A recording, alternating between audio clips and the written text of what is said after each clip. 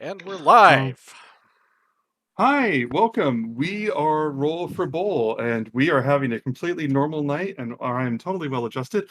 I am your DM, Ben Competence. Um, we are doing Odyssey of the Dragonlords, a Greek mythologically inspired adventure campaign. We have 4 Dragonlords here. Say hello, Dragonlords. Hello, Hi, Dragonlords. Dragon Lords. Wonderful, beautiful people.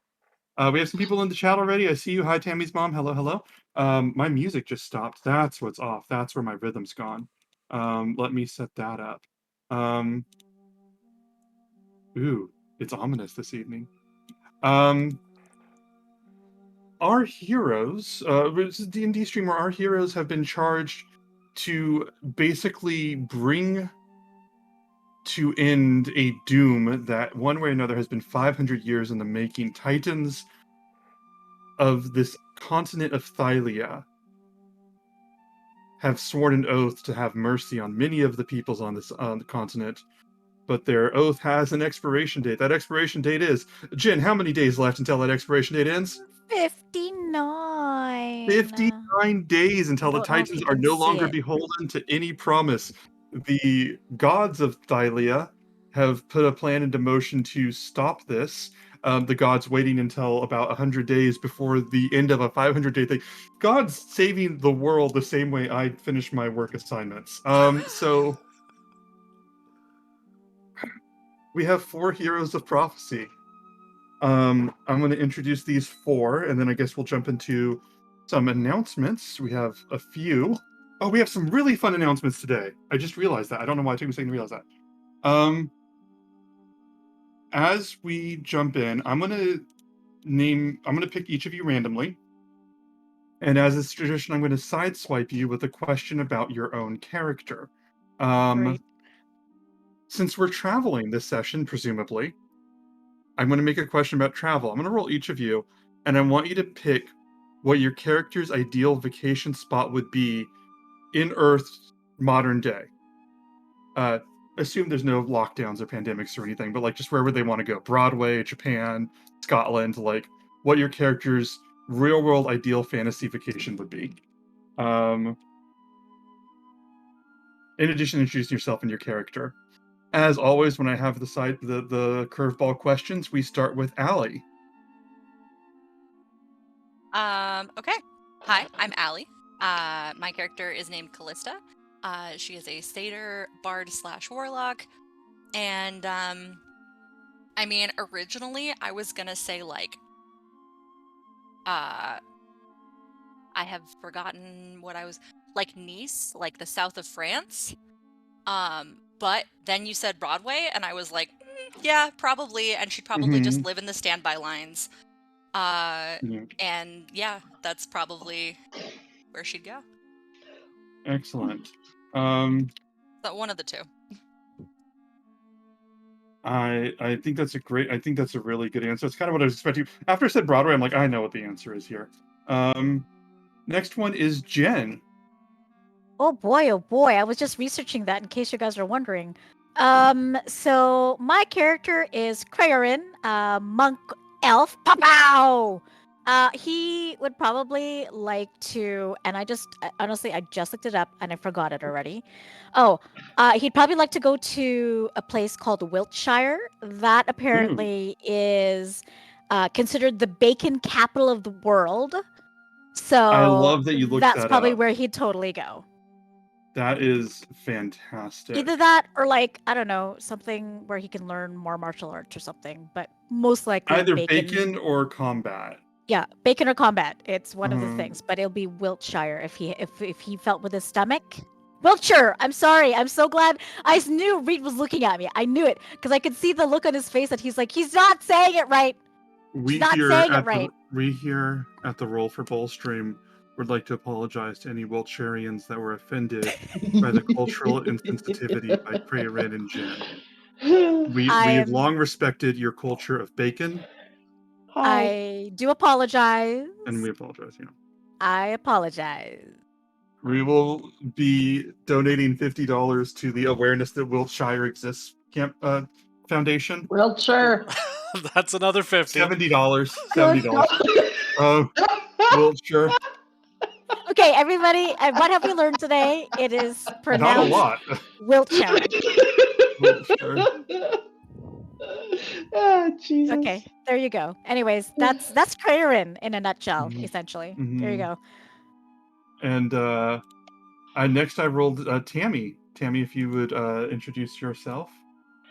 I am Tammy, and I play Kiki, the Triton Barbarian fighter, a daughter of Pythor, and her ultimate vacation spot for Kiki, Tammy, it would be Maui, where all Lovely. the beautiful snorkeling. It was a tie-up between like the Great Barrier Reef or Mhm. Maui. Well, I haven't been to the Great Mhm. Barrier Reef, but I've been to Maui, so definitely Maui. The beautiful fish, the beautiful coral, the beautiful island. Oh, the freaking tasty fresh fruits. And anyways, carry on, Reed. It's all about the This is food, man. wonderful. It's This all is about the wonderful. food. Absolutely fantastic. So then that leaves us with Reed. Reed, what would you pick all around? Well, I'm Reed. I'm playing the human wizard Euphemian. And I'm thinking maybe somewhere in India? Like go through Chennai, maybe Delhi, Mumbai.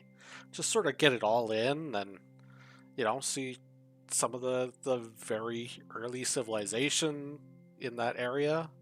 Maybe even go out Cool. from there to the Golden Crescent. Wow, Cool. that's wonderful.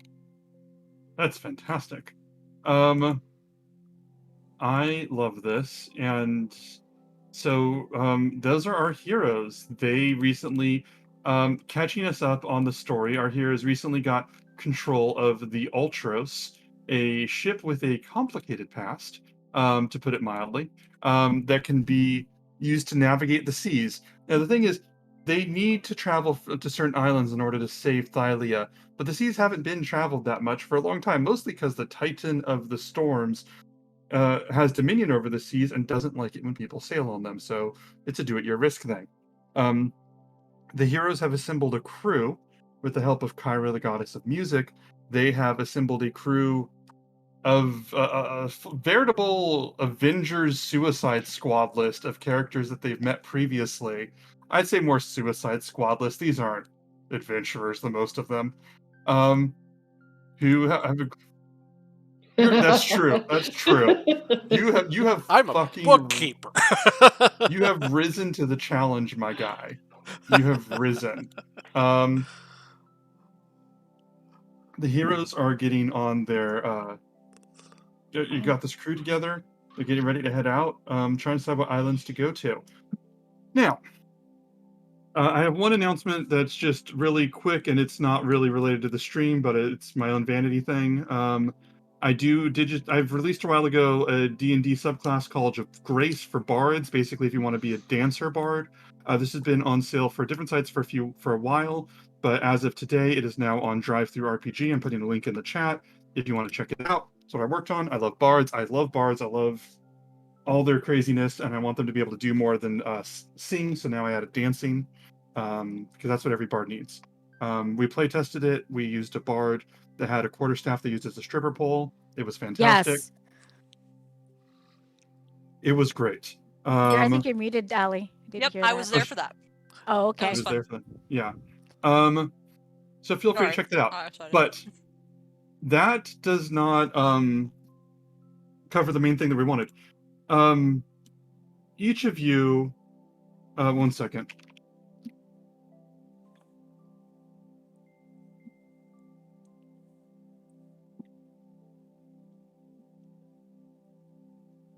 Also, could we do a quick reminder about the poll for Reed's hair color change? And Oh yes, please do that. Well, Sorry, actually, I got to send a message, so feel free to hit that. the announcement at this point is we're closing the polls because it hasn't had anything going. I was going to close yesterday, but I figured, hey, we're going to close tomorrow, but we've got a stream to announce, so let's announce it here. The winning color for my hair color change is deep violet. So mine's going to be going Woo! purple. Woo! I like it. Yeah, so Mhm. we'll get that on as soon as we can. Can't make any guarantees as to what kind of time frame. Hopefully we'll do it by next week, but it might be a week or so after that. Just depending on Mhm. when we have time to get in and do that. Okay. Do you like want to it. talk about our channel points as well? Yeah, give me 1 second. I gotta take care of a thing real fast that just came up. Well, Okay. Kiki, I know you have your. If you don't mind, want to talk about the Q&A there, Kiki? Yep, we're aiming for on our 50th episode. We're at 44, so that's in 6 episodes. Mind you, there might be a week off here and there due to holidays and pre-existing commitments. But we're thinking about maybe doing a shorter session on the 50th episode and then opening it up for maybe the last hour or 2 hours, depending how many questions we have from the audience, even from ourselves. Ask everybody questions about their characters, what their thought processes are. Anything pretty much goes, within reason, of course, people. Yeah. Yeah. within acceptable reasons that we can have live on Twitch. Let's put it that way. That's fair. And then so yeah, if you guys want to submit any questions that you want to ask to Ben, to any of the characters, any of the players directly, feel free to drop them into our chat here on Twitch. We've got our Discord channel. We've got a Twitter, Instagram, and even Facebook for Roll for Bull. So feel free to drop those questions there and we'll make note of them and we'll be able to address them on that episode. Absolutely I'm wonderful. excited. There's actually some already really deep questions being asked, so Mhm. I'm really excited for it. So we'll see how that goes. I want to like kill off one of your characters before then or something, just so that like Didn't you just suddenly already? have. Well, I mean again, because I feel like there's something more that I want to discuss. I'm sorry, are you just trying to drive engagement now? Is that Yes. with the I'm murder? sorry if that was. I don't think that I. It's what your girlfriend would want. It's what Wiltshire people would have liked. They would want your blood. I think that Kyra would very sincerely like you all to succeed and live and be happy, but also she would add that if you have to die, please do it before Q&A. Okay, well, Channel points. Okay, sorry. We have announcements now. It's still tripping me out. If you look under your desk, and by under your desk I mean click on the bacon bits at the bottom, you should see a list of new things to buy. Some of them will have little fantastical symbols below. If you click on them, you can see explanations of what they are. And if you buy them, they will show up at the little icon, or a little map at the bottom right corner of the screen, which will allow you to buy boosts for our heroes. These boosts can be anything from helping them salvage a failed die roll to allowing them to ask Versi the Oracle for a free answer, to a couple other boosts that we have in there. They can redeem these at their discretion. They're not right away. So these are ways for you guys to help out and celebrate the heroes of Thylia, just like they send their offerings to the gods. You can send offerings to them, or as one player described it before, sort of like a Hunger Games deal. I'm looking at these I think we should probably up the prices of them a little bit later, but let's do that later. I'm like, oh, is that what I can do for myself already? You four on oh, that's true. On honor system, you four don't buy anything. Can I Okay. buy something for someone else? No. You four buy anything? Because Reed gave me the kill switch to change the numbers of what's been purchased. You guys buy anything, I will go and I will go and. Why would you do this, Reed? Because We should probably go over what a couple of them are. Yeah, because they don't really what do they all mean? Okay. Let's go over a few. So I'll go over them one by one. A moment's rest, basically when the heroes, and I'm going to put this in not so D&D terms because I know some people here are new. When heroes rest in D&D, they get to recover health. There's limits to how much health they're allowed to recover. If you purchase a moment's rest, the heroes are allowed to recover additional health during that time. So their downtimes are more valuable. What was it? Oh, a gift of knowledge. This is interesting. Reed, you added this one. Basically, what is this? Oh, you can allow Euphemia's character to pick up spell scroll stuff quickly. Interesting. I didn't see this one. Needs to transcribe the scroll to keep the spell permanently. Oh, okay. So this allows Reed to immediately convert a spell scroll into being in his book and record it forever. Interesting. A blessing allows somebody to add a higher extra dice and boost the rolls on their die rolls to possibly reach a higher success. They can add that after they've rolled to try and add a 1d4. Let's see. The heroic resilience, as suggested by Allie, allows one of the characters to increase their armor class by 1 for a round, which basically means the next few hits that are swung at them have a 5% extra chance of missing. You can spend a token of favor to get for the heroes to get a small item during their long rest. They will come across one. Eyes of the Oracle. This one's very valuable. I'm definitely going to raise the price on this one. The Eyes of the Oracle is basically if you guys buy it, then during the long rest, the players can ask me one question. And if they are near a source of knowledge, such as Versi or Kyra, I have to give them a fair answer. You can also pay for them to re-roll a failed die. And a gift for heroes to give them a magical item. So look through, see what you want to get them. And I see that Reed also added that you can the community can donate 50,000 bacon points, and if they reach that goal, then the group gets a free random magic item that they can use. And we've added neat integration. I haven't been able to actually test it yet because it requires actually going onto the thing and redeeming it. But if you go in, for instance, and you choose something in that list, the corresponding icon down at the bottom of your screen will light up. It should look a little something like yay. Let me see. And so if you look on the... Hey! There it is. Oh, they're all lit up. That's wonderful. And then once we redeem it on our end, they go away. Excellent. So there we go. So feel free to purchase those things. Let us know what you think, and if you have suggestions, let us know. I think that covers everything. Are we set? I think so. Thank you all for bearing with us. These announcements took a while, but I'm excited that we have so many announcements. Meanwhile, in the city of Mitros, our story begins.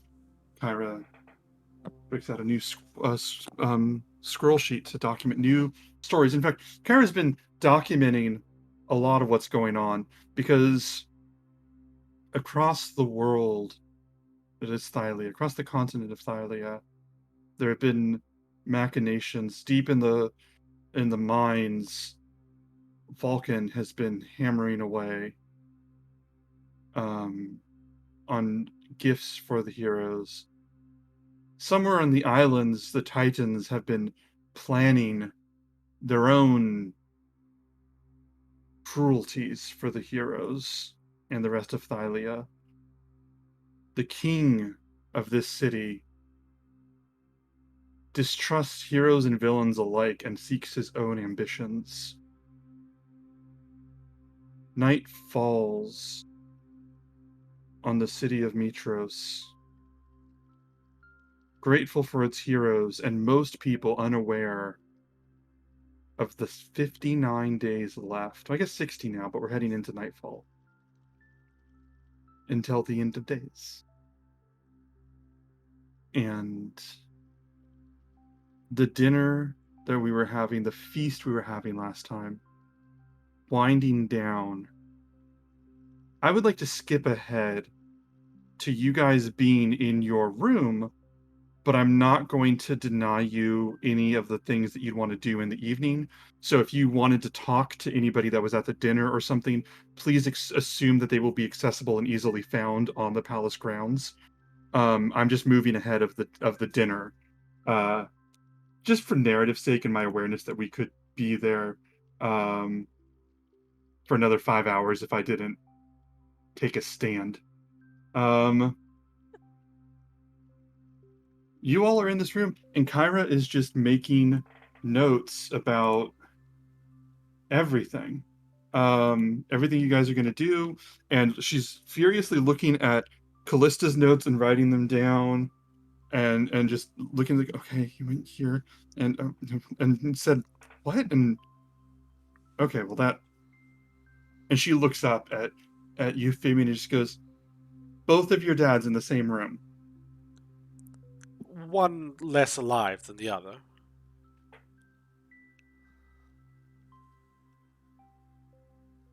Okay, I can't keep missing these things. Okay. And she starts writing this all down. And she looks up at you four and goes, "Are you all doing okay?" I mean, it's a lot of pressure, but you've been pretty amazing before. But it's probably stressful, I'm imagining. I mean, there's got to be a lot of... Are you doing okay?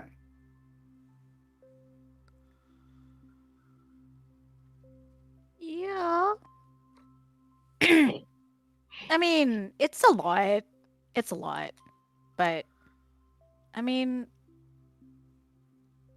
we're family. We'll figure it out. She gets the biggest fucking smile on her face. What? No, I just like it when character comes to No, it. it's fine. Uh. Like, I mean, I trust these guys. They've got it. It's your I'm gonna family. go. Yeah, I'm gonna go get bacon. Excuse me. And I walk out the door. And Kyra just goes, "This is great."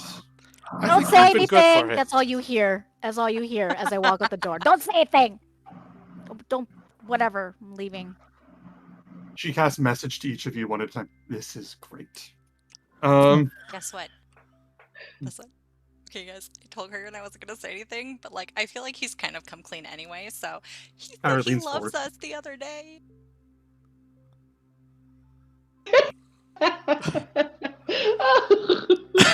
Oh, jeez. Your face, Ben. This is amazing. Okay. What were the circumstances? And then Kyra like starts to write down on the quilt. She's like, I have some notes on Krarin, and she pulls out like 5 scroll pages, and she's like, I have some notes on Krarin. You just have to tell me like everything. I think in my mind, Kyra's like really enamored with Callista, but like a fangirl of Krarin, which is a very different emotion. I mean, same. Yeah. But she looks in it, she goes, starts to write this down and says, is there... I mean, I had this idea because I know what Valis wants to have happen next, but she's right that we need to trust you to lead things a little bit more. I thought it would be cool if there was like this payoff of people coming back, and so I went and found people, and Valis had this idea, and then this oh, the chipmunk's gone, actually. That worries me. But anyway, we're giving you all the support that we have, but is there anything else that you need? My sister could probably help you with things. I could probably find stuff for you, but what do you need? I mean, I wouldn't say no to as many spell scrolls as you can get your hands on. I can find some. One second. She goes, I can probably find some, if you want me to do that. I can try and get you some of those. And we can probably get bacon. And Kiki, what do you need? Swords? I can get you swords. Dresses? Oh, maybe a couple dresses, because I got a few ruined there and some battles, and it's time to change up the wardrobe. But I'm good with the weapons. I Okay. appreciate that. I'll take a few outfits. Okay. Um, is the is the is the ship okay to go on? Yes. Stay out of the captain's quarters. He'll be. Captain's quarters. Got it. So he's still okay. He's confined there, it seems, but Euphemian was able to kind of talk with the ship, and I tried to get my message across to this They were incredible. Pina, Pina, the dryad, to let her know what we're trying to do, and she seems cool with it. So we haven't pissed. Let her know we're trying to do good.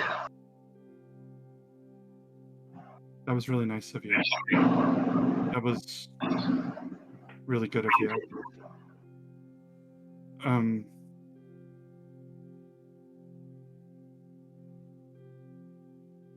I keep thinking that maybe we're going to. I mean, you get these weapons and you're really strong, and you can really strike down a lot of. I mean, you killed Kraven really fast. Well, not killed, but you took him out really fast, and I wasn't even trying. I know that's terrifying, but it's cool. It's really cool, but it's scary. But I think that a lot of what happened in the war was people thinking that if they had a big enough sword or shield or something that they could fix all of this.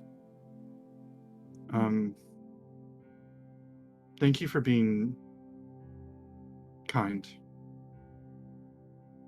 and having a big heart too.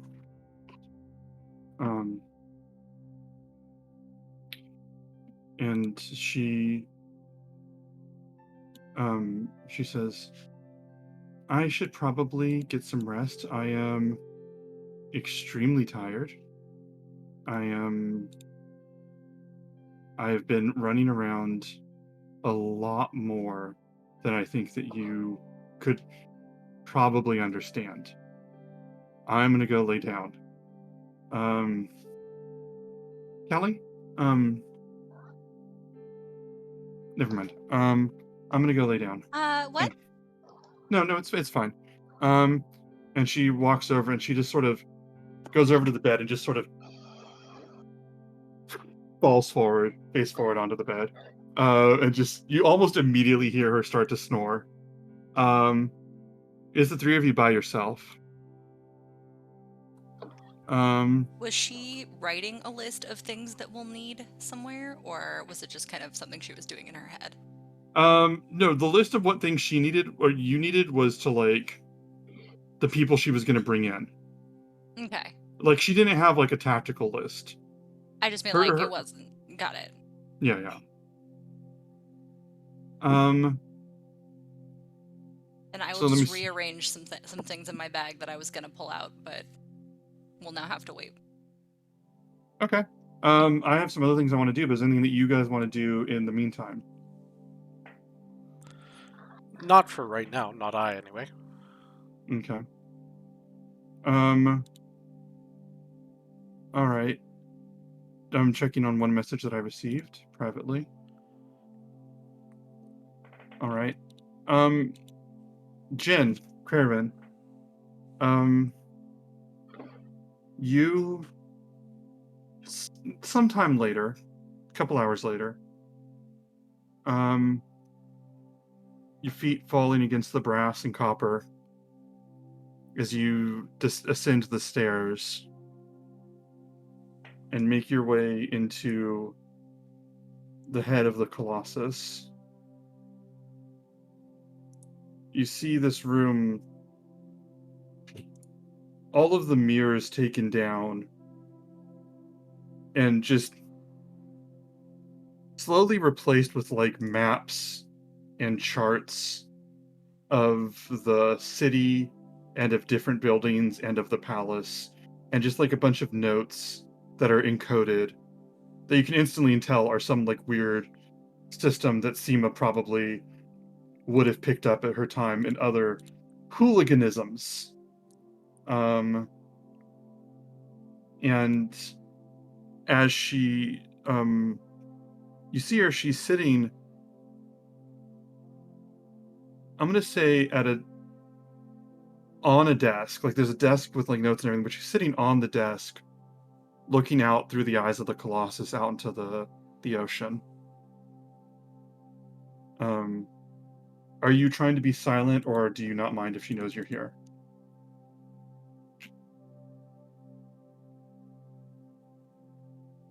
Also, you're muted.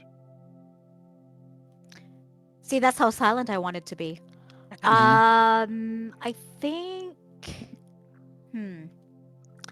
I think I will. I want to see how. I want to see. Okay, yeah, actually, I do want to stealth up on her. I want to see how. I just want to make sure. Check her senses. Okay. So let me see. Roll a stealth check. First roll of the night. Check up on my girlfriend. Hey. 18. 18. Yeah, she's very astute and aware, but you are dexterous as fuck. At an 18, she would not hear you at all. Okay, so as I sneak up, as if I notice that she isn't paying attention, then I'll like scuff a foot or something and just make that squeak sound. Or no, I guess squeak sounds only happen when you have rubber, whatever. Anyways, I make a sound that she could hear me. Okay, give me 1 second. You make this sound. Give me 1 moment.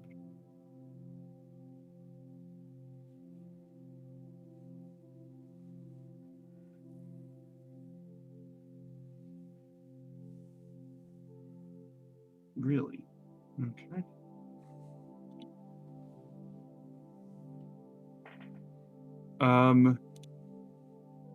You make this slight squeak sound, and then just, and this knife just flies past and just hits like right, it goes past your shoulder, it hits the wall behind you into one of the maps. She rolled a 14 on her attack roll. It just hits you, like you got an 18, so you're just immediately able to just like weave past it as it hits the wall, and she turns around and just, oh, I wasn't expecting you. I'm sorry. I'm sorry about that. I have to be careful. I like it. That's kind of what I was hoping for, actually. I'm glad you're on your toes. Oh, How are you?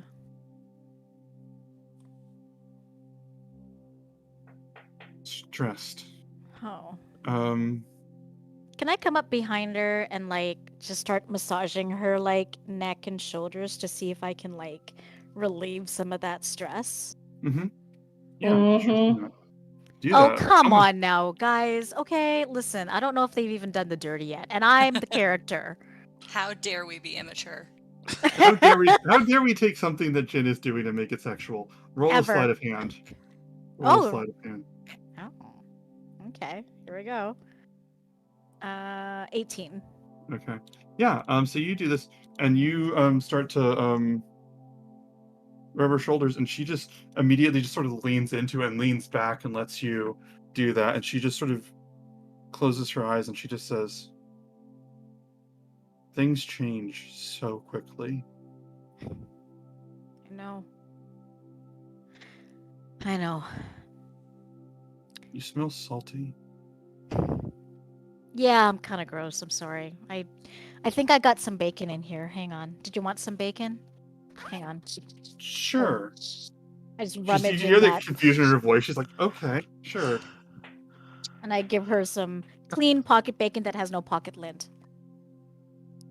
And she takes and she goes, and she looks at the bacon and just sort of says, "So where have you been?" They er, or she hold on. She goes, "Where have you been?" She goes, "I mean, when you came back from the dock and after you went to the palace and talked to everybody there, like where were you before that?" I knew you'd have your eyes everywhere. I give her I'll a make sure kiss in you're the okay. temple. That's kind of what I want to talk to you about. We're secure here, right? I think so. Okay. Uh, we have big plans. And listen, you know what? I don't like showing emotion. I hate it. I hate it so bad to do this. It's very uncomfortable. I take her hands and I say, Seema, I'm scared. I'm scared I'm not going to see you. I'm scared we're not going to be able to do what we need to get done. I wanted to show you, and I take my backpack and I kind of rummage around in it. Oh, hey, listen, I've got this for us. I mean, for tonight. I wanted to see you, and I take out a bottle of Lutheria's wine, and I take it out for us to have a couple of drinks. And She takes the wine and she holds it like with one hand. She sets it down on the table and she sets it like to the side, like out of sight, and she like puts her hand on your cheek and says, "Why are you scared?" I'll here, hang on. And then I go and grab the flower I got from Mitros, the flower of the sweet pea. Mm-hmm. And I give that to her and I said, listen, this is very, very special. This will help you if you ever need it. It I don't know how the heck to say it in like non D&D terms, but it gives you heroism for 1 minute. Mm-hmm. Yeah, it makes you bold. It makes you a little bit more bold for a minute. And I want to remember these flowers. These flowers are very special. I love sweet pea flowers. Just in case, if you ever don't forget me, if anything happens. I don't have anything to give you. I'm not a very And wealthy she leans man. over and kisses you on the forehead. And she says, "Do you think that you're that easily forgotten?" I'm that easily killed, hun. That is not what I asked.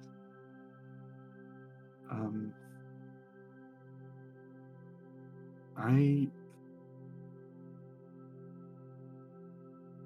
have been into a lot of different places in the past few years. And I saw you in that crowd, and I keep seeing you. I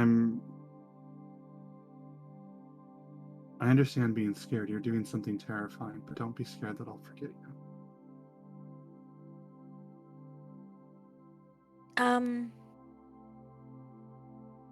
I mean, we'll talk a little more about kind of what's happening and what's going on, but could I spend the night?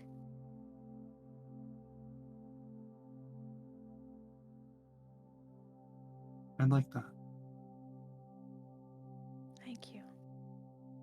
And she grabs the bottle of wine and opens it. Is there anything anybody else would like to do?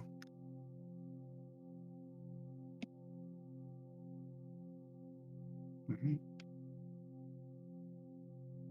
So now the imaginations can go crazy, okay, y'all? I'm just saying. But prior to this point, y'all don't know. Y'all don't know. I love We this. still don't know. Well, I'm pretty sure at this point. Oh no, I mean our characters. Oh, okay, never mind. No, the characters won't know unless, like, you know, I come and do the walk of. No, that's not right. I come in and do the walk of pride. You know, Stride of pride. the stride of pride. Yes. Show of hands. Who's okay with us going to a long rest? Keep your hands lowered if there's something you want to do before we skip to the morning. Long rest.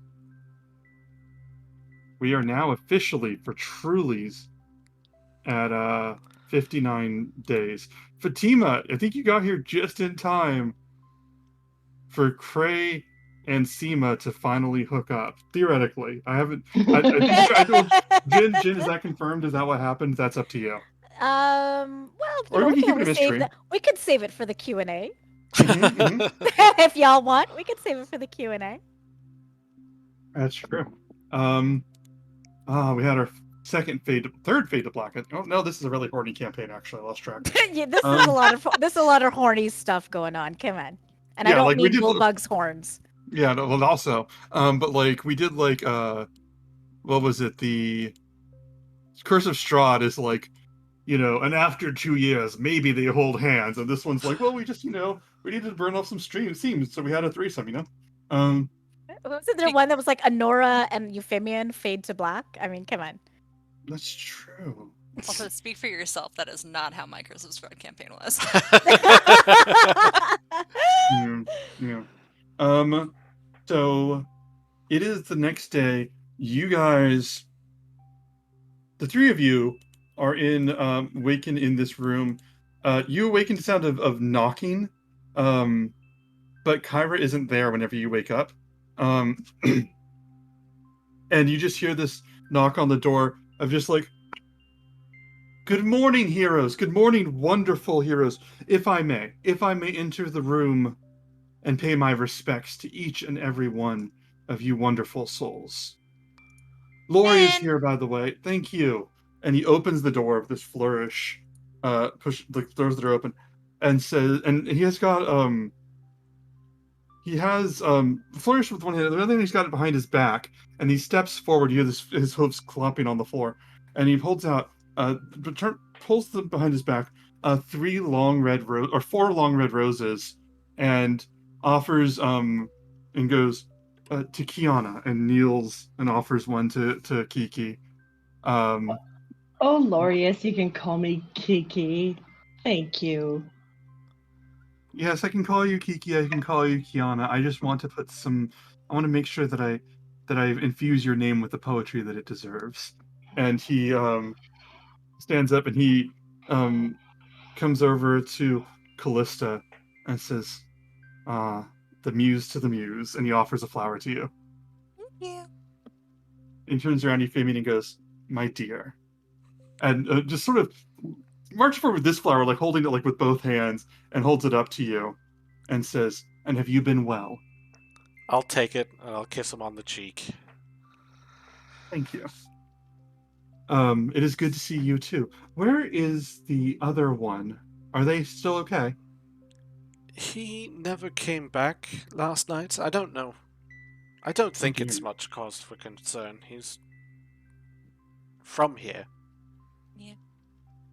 Well, now that we are members of a married group, I could put in my services to find him if you'd like. It is entirely up to you. I'm at your disposal.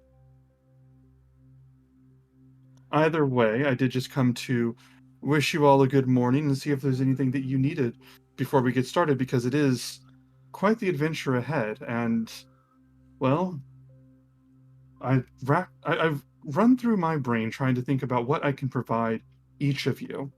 And all I can think is that I can care for you and be mindful. And so here I am asking what it is that you need. For the moment, I can't imagine that we need too much. Good Alright. morning's breakfast, perhaps? I will go put in a word. I will go take care of that. I believe I saw Kyra running off somewhere, possibly discussing something, planning. She's got something to discuss regarding the ship or some sailing, and she mentioned I stopped her and asked where she was going without her heroes. She said something, nautical and stars and constellations. It sounded very poetic, but she was on the move. I will bid you adieu for now, and I will be on the grounds if you need me and ready to leave when you are. I do. It's from this. I'll tell you sometime. And he heads out and goes, "Make sure that he gets the flower. He deserves one too." And he closes the door behind him. Especially since he just lost his. Oh. Eh. The second I said that, I'm like, I have set them up for this. I'm really glad that you took that.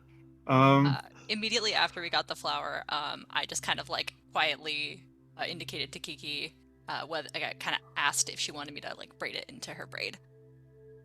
Wonderful. So yeah. You're Okay. muted, but yes, that's Oh, an yeah. emphatic yes. Yeah. Then I'm yes, like- I will start doing that while we're hanging out. Fatima, so you asked. People can now spend bacon in order to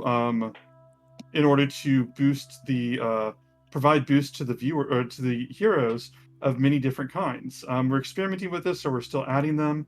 But once that all gets taken care of, once that gets tested out, we'll be adding more. But feel free to check them out. And if you have questions about any of them, let us know. Ellie, you have put the flower in Kiki's hair. I think that's a beautiful look. I would think that I think as well on one of the on there because there would be mannequins in the room. I think a few of them would have dresses that would be Kiki's size in the morning. Based on the conversation from before.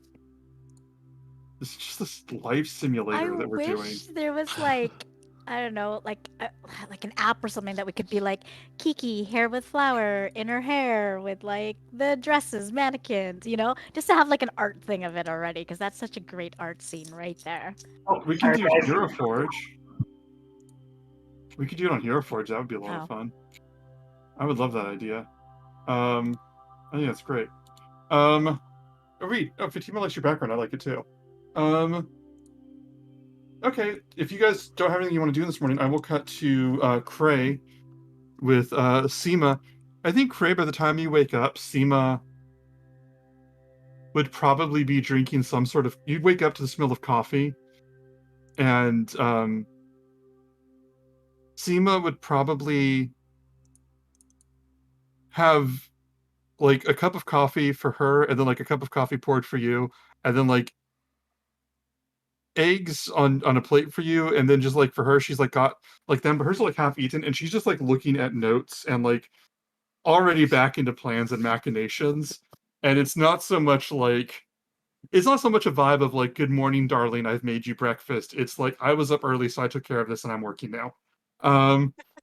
But she's got like a blanket draped around her. Yeah, I think I'd get up and then I'd go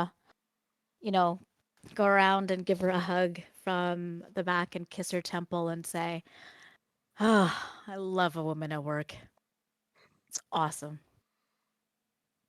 And she You're just like so blushes. smart.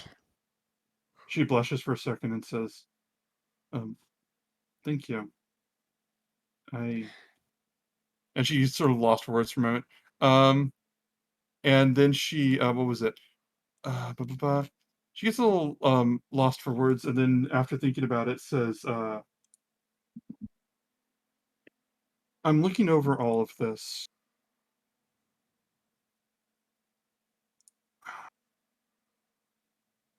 What are your plans for?" Well, how much did you tell her about what you're about to do next? I'd imagine I would have told her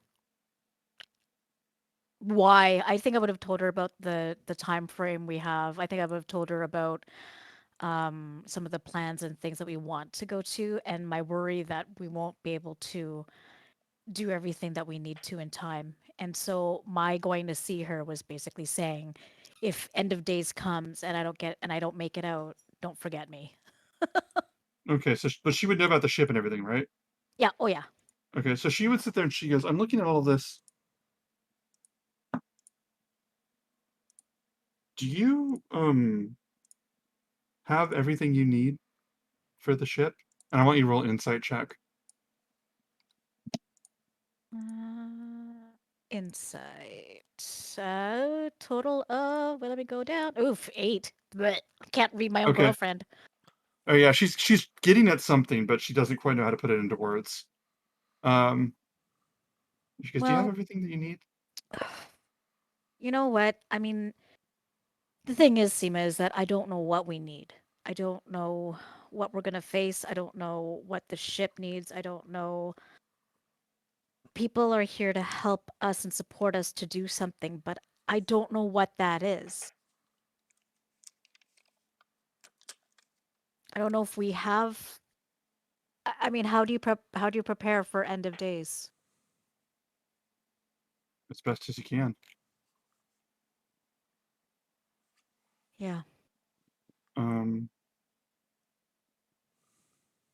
she says, "I'm." And you see her face fall a little bit. She says, "I was a performer and a thief a week ago, 2 weeks ago, and now," and she like takes your hand like without thinking about it. I didn't realize she just takes your hand and she goes, "Now I'm in my hideout discussing plans with my boyfriend." I And take she her hand goes, and I kiss it and I say, you know, you are an amazingly strong, smart, tough, hot woman. You've you've got what you need to do here. We'll just try to do what we can together, okay?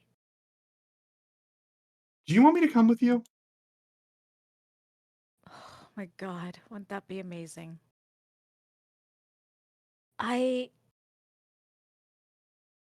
I know how strong you are. I know how fast and amazing you are. But I need eyes here. I don't trust the king to do something, and I don't trust Lutheria to not get her bloody claws in you. If I could, I would have you come with me.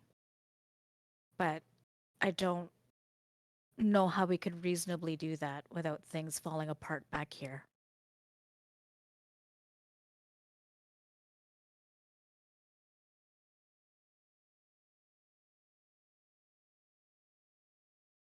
"Is there anywhere you need to go?" I the woman who ran this before, she had some notes, and I'm looking through them. I I found a reference to the twins. I don't really know what that means, but it has to do with her how she was doing all of this, I guess. That's seems to be how she manages what she's doing, Mhm. or how she did what she was doing. Do I know what that means? Does Cray know understand what she means Roll when? a history check. Okay. It would be very high roll. Okay, history. Ooh, that's not very good, but we'll try. We're catching into the fuckery of all this. Ooh, 15. Probably not high enough, but 15. I That's pretty good for hmm, me. it isn't, and it's good, but it's not good enough for this. Yeah. Um, but yeah, that sounds familiar. It sounds like something you should know. Like, you know, when someone teaches you something like the quadratic equation, and like you don't know it, but you know you should. Like that phrase tugs at you like something you should recognize. You feel like you should recognize it right away, but you don't. Okay. And and um she just goes, I'll keep looking and finding things here. You should probably check with your friends, but well, if you need me, you probably know where to find me, unless this place has been compromised, and then Of I'll find course. you. Of course. I'll when I see you again, I'll give you something a little more appropriate than just flowers and a bottle of wine.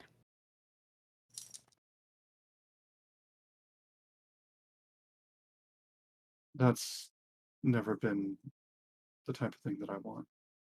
And she kisses you on the cheek again. Says good morning. Good morning. I'll probably stay with her for a couple more minutes. Mhm. I can't really. Jen can't think of anything that she should ask Seema or anything. If I do, I'll think of it. But I think I'll just hang out with Seema and then give her a nice big long hug and a nice big old kiss, and then head on off to go find my friends back at the palace. All right. Excellent. So we do, after some time, Reed, I'm looking at the stream and it looks like it says that there are boosts activated on the stream, but I don't see that in the reward queue. Can you hit me up with which one of those is correct? Yeah. Yeah, they should be correct. I did see them come in. Oh, I didn't see that on my side. Yeah. Okay. So you guys have, if I'm reading this right, you guys have the a token in your favor, so a small item will appear at some point soon. I gotta take care of that. And it says a gift for a hero. Which one is that? That's Common magic item. Okay, excellent. Let me see. I will find something. So, Craven would find you guys, I'd say in the breakfast hall if you guys would be there. I'm gonna say Bullbug is there, eating a lot to the chagrin of the guards and servants. I'm gonna say Pythor's there too. And just it's a complete devastation to the kitchen between the two of them. Are they competing? Because I feel like they should be competing. I Yes. don't think that they are competing so much as like they are just completely indulging each other, like they're enabling each other. Like, oh hey, try this. Well, you should try this, and they're just like just completely like a feast for like everybody. But like they were the first two there, and so like half of the food is gone already because they like been recommending things to each other and stuff like that. This is their bonding Hey, time. save me some bacon, you guys. Um, Pythor goes, without even leaning up, looking up, just goes, well, you're the heroes. You're the ones that are supposed to be awake on time. Where were you anyway? You weren't even here. So looks like we were the ones that got the bounty. And he's just like eating. Can I take one from his hand and eat it? Yes, I want you to roll what is this, like a sleight of hand check, or are you Yeah, ripping it out of like his I hand? just Okay. kind of want to like snatch it, like he's just like I want it, type thing. Ooh, okay. Why'd you like me to roll? this is how Roll. Cray loses a hand. Yeah, roll. Roll a sleight of hand check. All right. 15. Okay, let me see. Let me look up Pythor's stats on this. Look, I how it's sleight of hand if he's holding it in his hand and you're going to literally take it out. I'm gonna say it's How gonna is he be. not paying attention or notice this? Well, he's very in the zone, but I'm gonna say it's sleight of hand with disadvantage. Disadvantage. Okay, let me roll Yeah, one more time then. I think that's a fair Okay. request. Just because I'm he's taking talking food from your crazy. father, Kiki. Oh, Hey! 15. It doesn't matter. Okay, let me check his stats. 20, 20, 20, Good 28. lord. Yeah. Okay. So you go through and you go and you try and grab the bacon just really fast, and you just and the second you do take let me see Ray fails spectacularly at bacon snatching. you take 2 bludgeoning damage because immediately his hand is just on your wrist, Damn and it! I just he's wanted just bacon. and he's just Jeez. looking at you.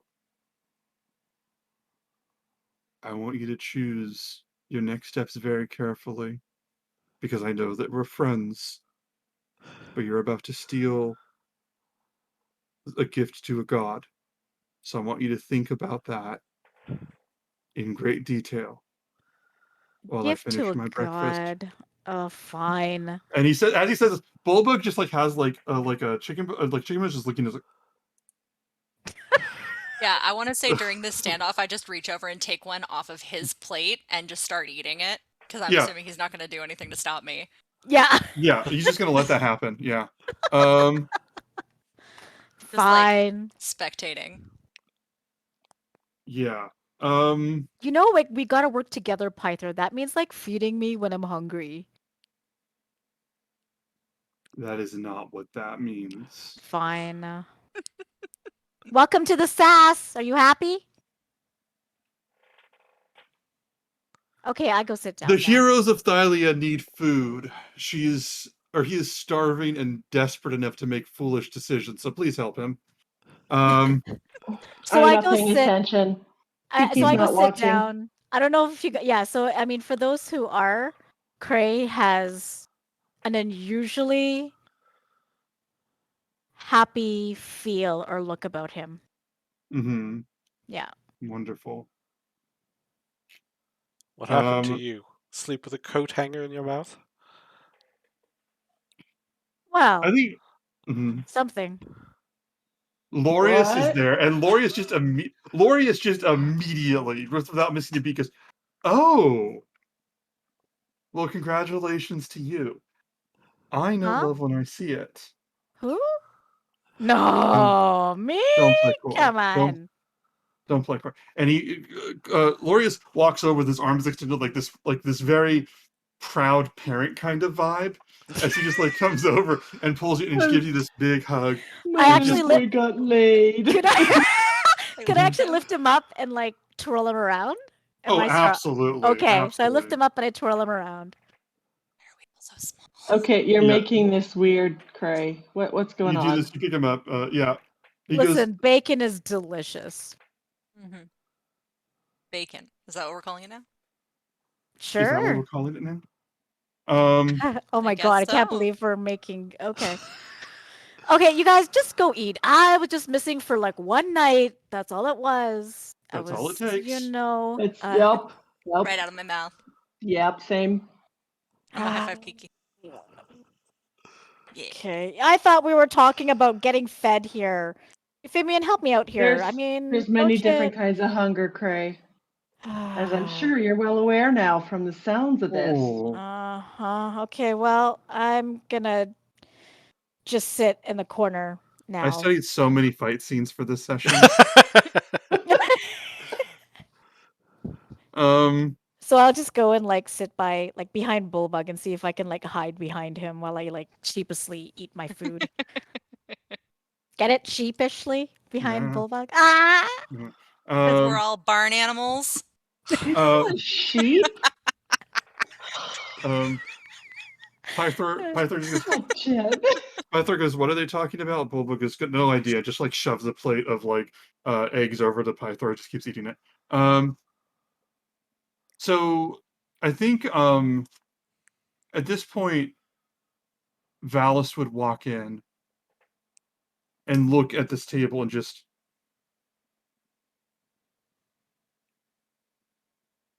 stands away from the table. And just when Have she we looks at, seen Valis and Pythor interact before? Because I am very excited. I feel like I have not witnessed this. I think a little bit last night, but that last session, but not that much. Because everyone's like Pythor and Bulbug are still eating, and Valis just goes, "Good morning," and Pythor just immediately sets down his food. "Morning," and Bulbug just like follows the cue and just like sets this down, just like sets pushes everything almost off the table. Morning, you look beautiful today. Thank you. Morning, Valis. Good morning to you. And she looks you up and down, basically rolling her own insight check. Oh yeah. I don't think I think everybody's inside check like will just be a 1 and everybody would know what. Yeah. Valis looks up and down and then gives you like this sort of look of concern, more than Oh. anything, and just like, Grace, you happy? "Has Kyra explained to you the circumstances of the islands yet. Kyron's been kind of avoiding us. I mean, we have Would you to know anything go. about that? Yeah, like we'd have to go to them, right? I mean, You do. She looks at Callista and then just turns to her and goes, "You do." And says, "Sidon controls the seas. They are difficult to navigate. As well, most ships can't make the trip easily. It's a fool's mission for most of them. Because of this, sea travel isn't common in most places. We're lucky there are some places nearby. Miletus, we've been fortunate enough to be able to access that, but I suspect Lutheria has her own requests for reprieve there, given what the island provides. That being said, most of the islands are not within the purview of my husband and myself. Travel is limited, and because of this, resources are limited, which leads us to an opportunity to learn something." And she gets quiet. And Pythor's eyes narrow, and he picks up like a drumstick and he points it at her, wags it at her, goes, "You don't know how to get to the islands, do you?" And she goes, "I said an opportunity to learn something." He goes, "You can tell me. You don't know how to get to the islands." She says, "Following the constellations and using them as a navigational tool, you will be able to find your way to the different islands." And Pythor goes, "Which constellation goes to which island, Valis?" And she says for a second, goes, "The heroes have a journey ahead of them, and Versi can't see everything that would happen next." And Pythor goes, "Cut the crap, Valley." And Valis goes, "Pythor." And he just goes, "Hmm." Valley? Absolutely. Wrote that down. Did Callista write that down? Yep. The second you see that, Valis looks at Callista and just eyes you like, "Oh, really? That's what you think is a good idea right now?" I mean, you're welcome to tell me why Kyra's avoiding us, if you'd prefer. I was going to let that lie, but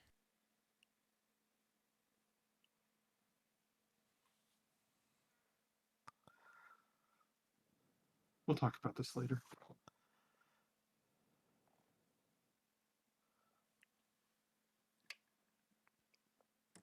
Sorry, I don't know if you could see me trying to act like I'm glaring at you. I don't know if that comes across on camera. oh, it But did. I like that this is just Krarin and I push the gods buttons all morning. All morning, like all the time. Euphemia knows better, but Kiki Cray's is riding one, a so. high. Yeah, Kiki is Euphemian has one. problems with authority. It manifests in different ways. Valis says, "If we guide by the constellations, we can reach the islands around the Cerulean Gulf.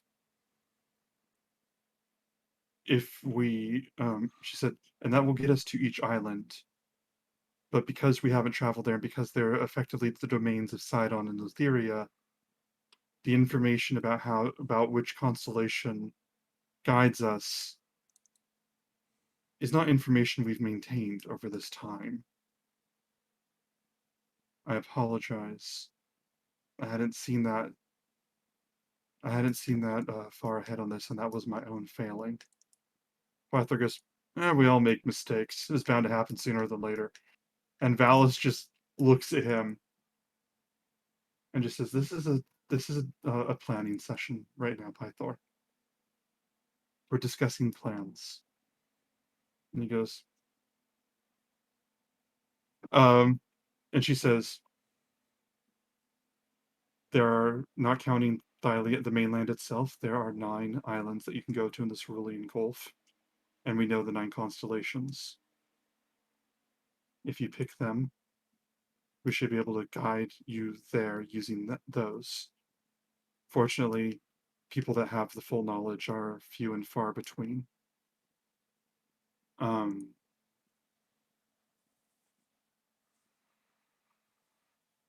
She says, I will give you now the names of the constellations if that would help you at all. And I'll put this in chat in a second because I imagine everybody would want it. She says, the Gigan, the Prisoner, the Heart, the Trickster, the Bard, the Warrior, the Centaur, the Queen, and the Twins. There are more past that would lead past where we can go without the Antikythera being fixed. But if you pick one of those constellations, we'll be able to sail in that direction. Gray's ears totally perked up at the twins.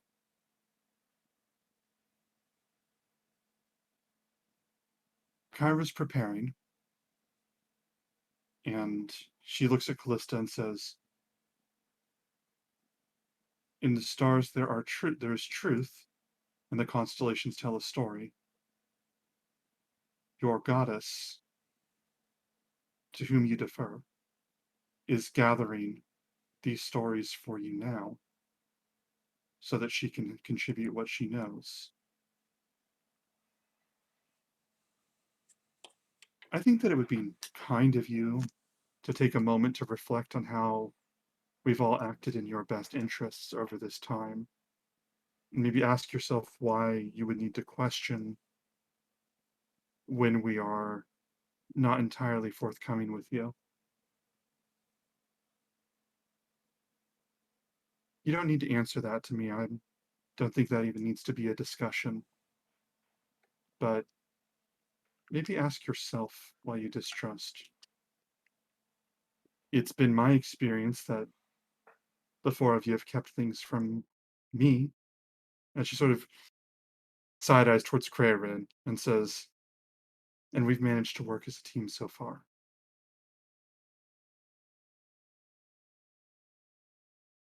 Take your time to think about which constellation you want to guide you. I presume you'll want to leave today, but I wouldn't dare tell you how you wish to spend your time. Constellation will take us to the island that Gaius went to. Sidon keeps his secrets. Oh. I'm sure Chandris may know something, or he's implied that he does.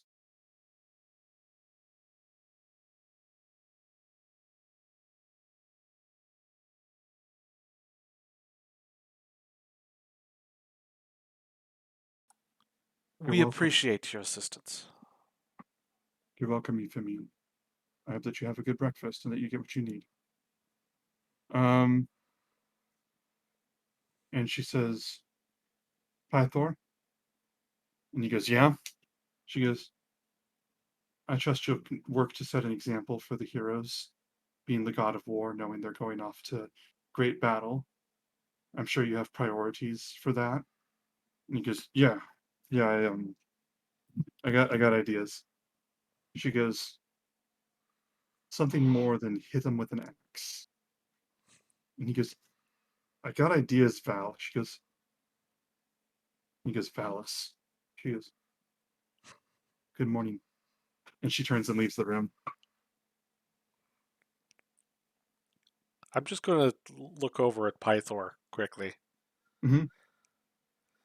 Is she the older sister? You'd think that, wouldn't you?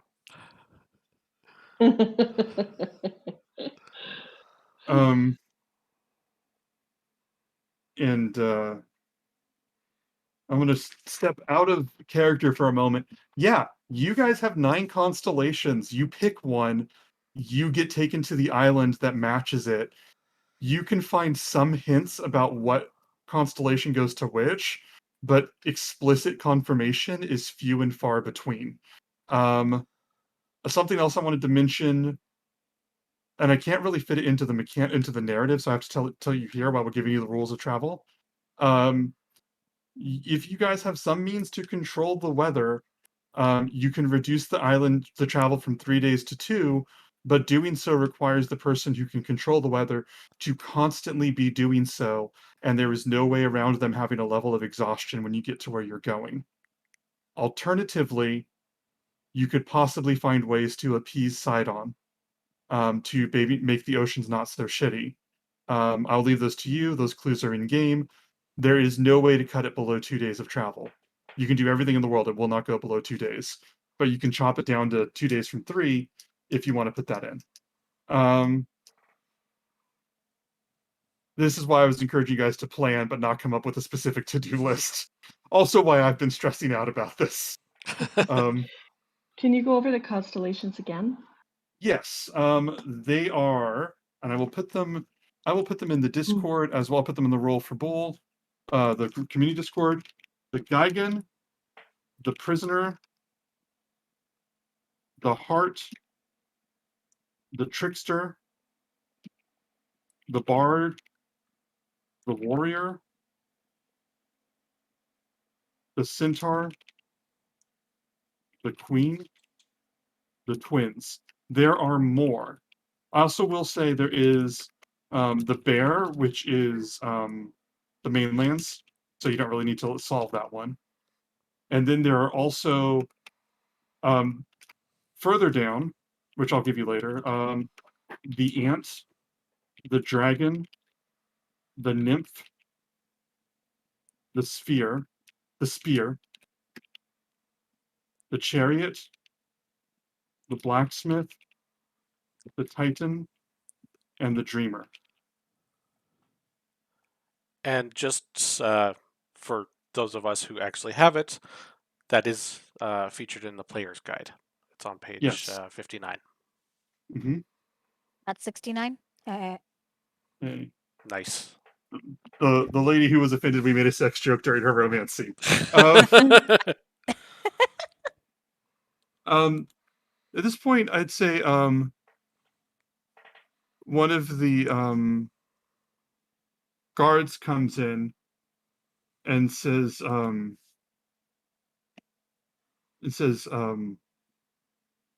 have a message for the, well, I don't typically do this, but the heroes of Thylia, it just says, and he goes, if I understand right, that would be you four? And Bulba goes, goddamn right it is, and just like sort of nudges Callista. And he goes, oh, okay, well, and he holds out this scroll for any of you to take. I'll take it. Okay.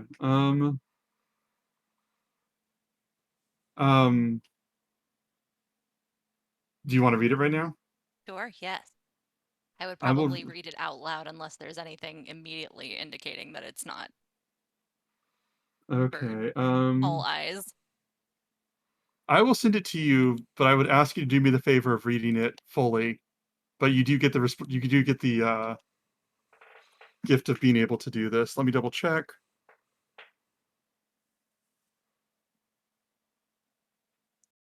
Okay. It is in the Discord in your private messages. Oh, dang. You can take a minute to digest it, but please read it in its entirety to the group when you get the chance. Hail to the Oracle's chosen ones. As the keeper of the Dragon's Shrine, I have a favor to ask of you. Ooh, it's from Aesop. Many believe that all the dragons of Malametria's brood were killed alongside her in the First War, 500 years ago. However, my research indicates that the other 4 dragons may have been captured by the Titans. If this is true, then they must be found and rescued. I beg you to be watchful on your journey. As the Oracle's chosen few, I believe that these dragons would serve you, so long as you hold to the ideals of their former masters. May the fates guide you. Aesop, keeper of the Dragon Shrine. Wait, so okay. Sorry, I have questions, but Yeah. I'm gonna let you all process. Here, I'll pop it in the. Can I pop That'd it be in the awesome. public?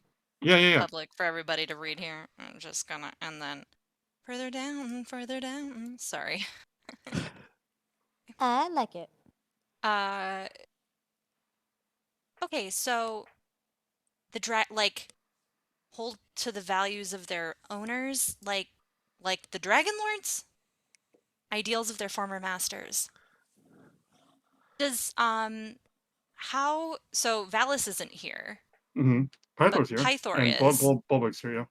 Mm-hmm. Well, I don't expect Bulbug to know much about the Mm-hmm. Dragonlords, but does Pythor have any kind of like reaction to this Roll an reveal? insight check. Fatima just bought a moment's rest. Next time you guys need a long rest or a short rest, you can recover extra hit points. Thank you, Fatima. Thanks, Total of Fatima. 11. You look at it and what is it?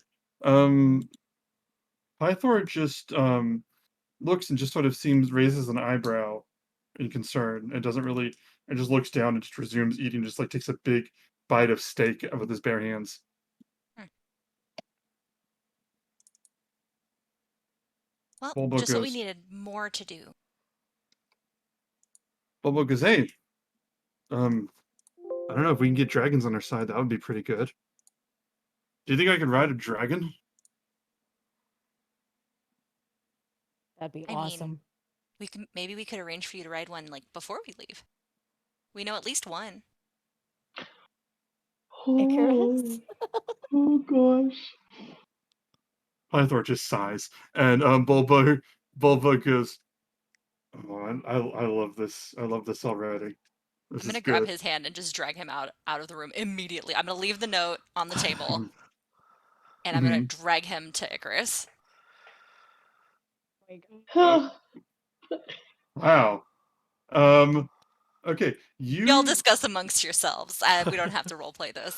That's immediately what I'm gonna go solve that problem. Um. I will. If you don't want to role play, I will tell you right now that if you don't want to role play it, I'll fast forward. Icarus absolutely does not give Bulbug a ride at all, but Not for anything. not for anything. But Okay. would, because he's a friend of a hero, would allow Bulbug the honor of petting him for a full 10 seconds and taking about 10 gold to spend in honor of Icarus. Um, God, yes. I love Oh. Icarus. Wait, do we and have like a emoji of him? no, we don't. Oh no! We'll put that on the Go be list. less poor. Oh god, one of my favorite lines I've ever put in this thing. Um, I love that, like, the more shitty Icarus is, the more you guys are like, yes, this dragon. Um, so yeah, you guys are in here. Do you guys have, before we go on break, which is coming up in a minute, do you guys have any idea which constellation you'd want to point out first? Like, you can pick one. I did give clues about a couple. Well, we found I- out that Yonder was supposed to be with the Geigans, so the island of Yeah. the constellation of the Geigans seems reasonable. mhm. And I heard about the I- twins, but I don't know what that means. Yeah, I agree with Reed. But definitely. Obviously, I'm not in the room, and I don't know if Mhm. Callista would do that on her own, but Mhm. I agree. As a Mhm. player, yeah. Yeah. As players. Like, I think there's also where's that Isle of Gondor? Or not Isle of Gondor, Isle of Yonder. Yonder. Mhm. Sorry. Yeah, just One does not confusing it. simply sail to Yonder. That's true. That's true. This is what I was worried about with you guys' planning, because I wanted you guys to plan, but then, like, once you get to this scene, you find out that you're basically just throwing darts at the dartboard. So I Yeah. didn't want you guys to come up with a checklist and then find out. Educated guesses.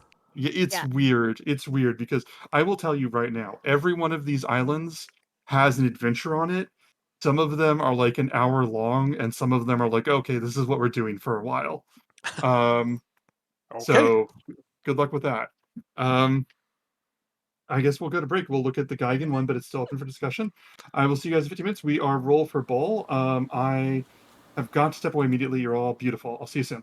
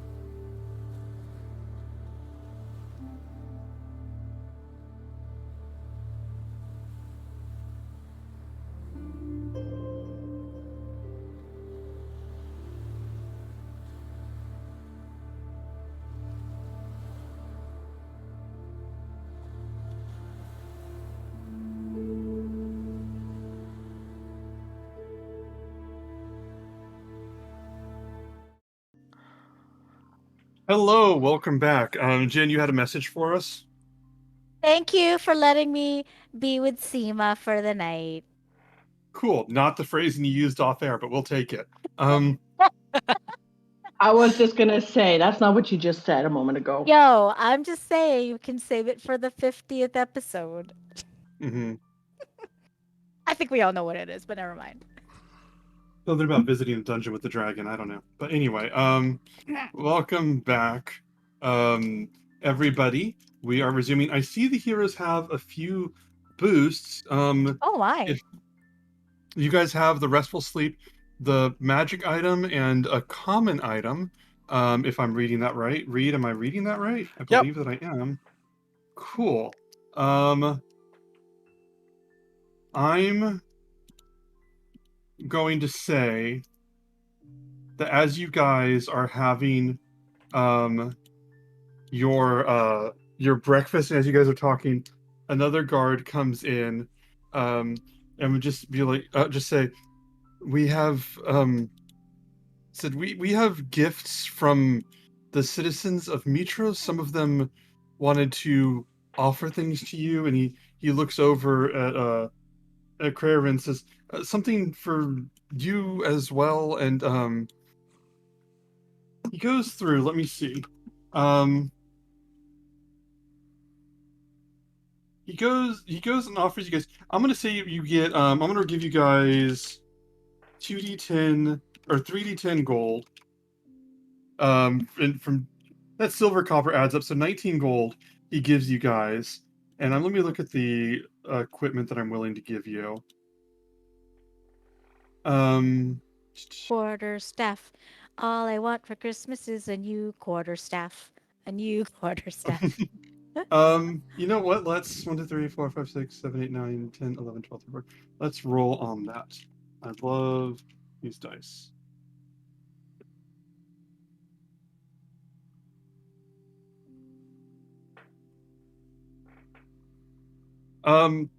I say you guys get this.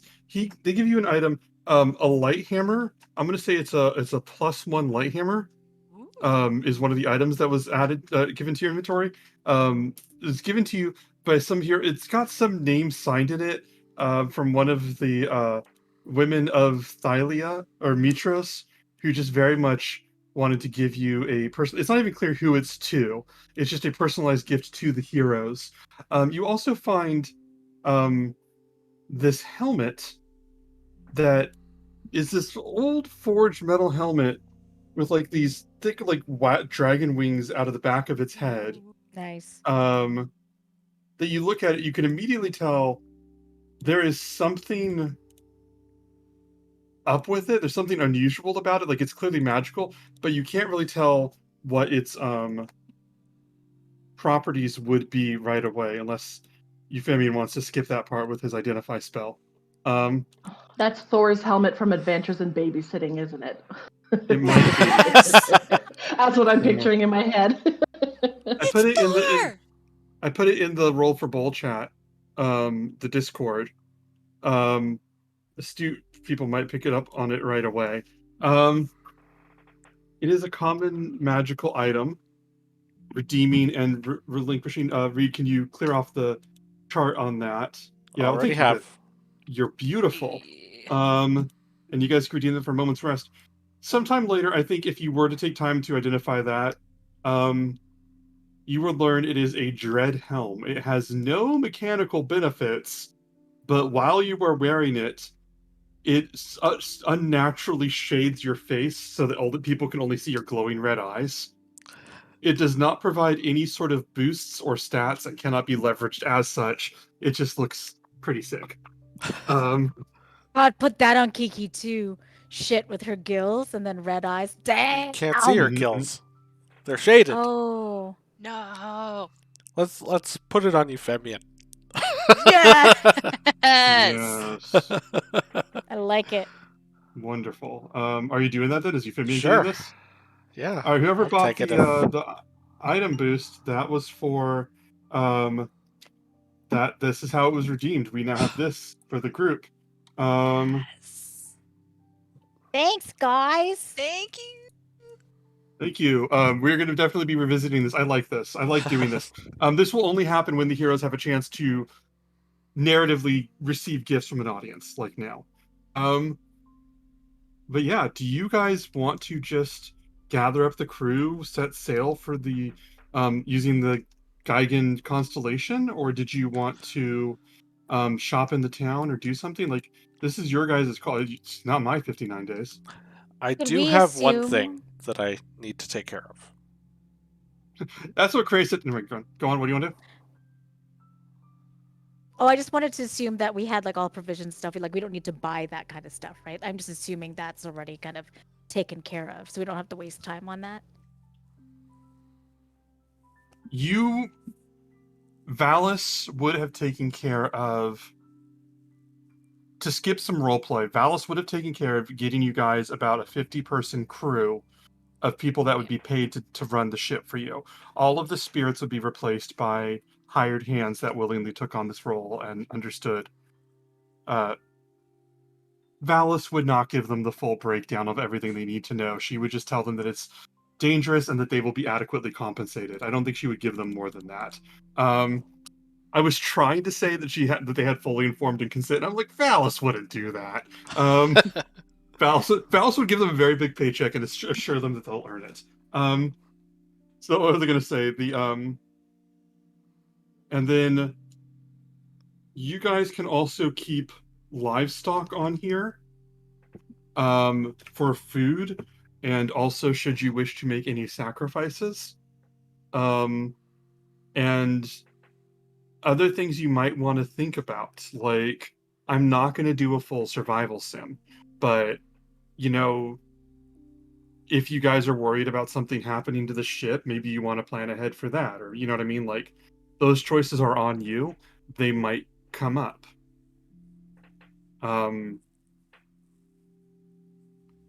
I will say that the opportunity. No, I don't want to spoil that. There are things that you guys can do. I've hinted at some of them. But you guys, basic needs such as enough food, enough water, that stuff's fine. Don't assume that you will have the Oregon Trail minimum to get from point A to point B. Okay. But if you want to think of something like hiring extra crew, modifying the ship, bringing livestock on board for sacrifices or for extra food supplies, or anything like that, that's on you. But I won't run a sim on the rest of this. Okay. Thank you. Well, what was it that you wanted to do, Reed? I need to pop into the academy very quickly. Mm-hmm. I want to go to the library, and Yes. I want to check out any books that we can find on how to raise your dragon. Yeah. Yes. Yes. Fucking yes. I'm sorry, I'm getting loud because I'm excited. Let me double check this, because if you're going to look it up there, I want you to roll an investigation check with advantage. This is not information you'd be guaranteed to find, but it's information you could very easily find. 19. Okay.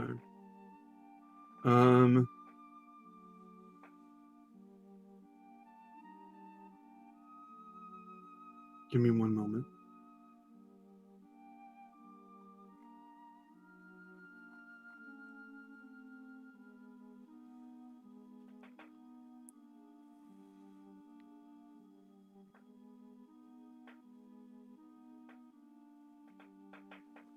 What you're going to find is that to raise a dragon, this information is lost. Like, you have to go in like the back room of the back room. Like, this is stuff that like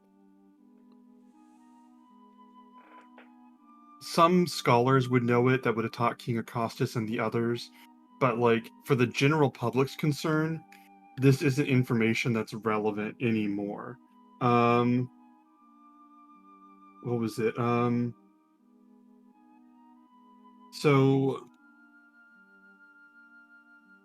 what was I gonna say?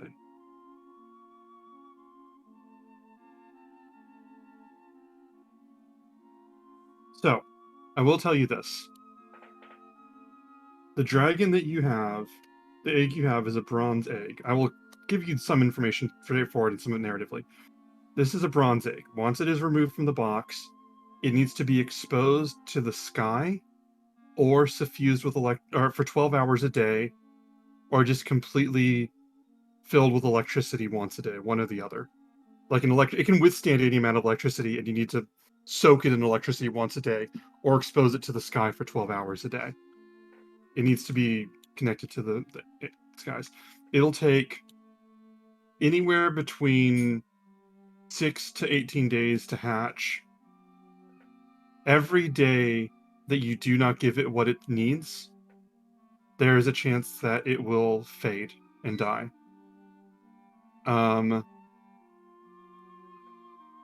As you read on, it says this is the proper care that is needed to be present when a dragon hatches, the most vital moment in the life between a Dragonlord and their dragon.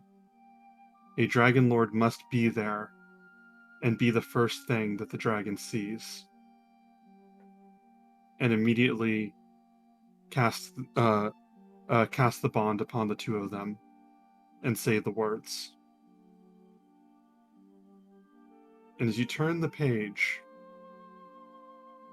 you see in its own page, separate from any academic readings, this poem written completely in the middle of the page. I cannot possess you, for you belong to yourself. I cannot command you, for you are a free creature. We shall serve each other in the ways we both require. We will increase our wealth by righteous means. We will achieve happiness and harmony through knowledge. We will aid those of our blood to achieve their great destinies. We will avenge those of our blood who have done harm. I am blood of your blood, and bone of your bone, forever.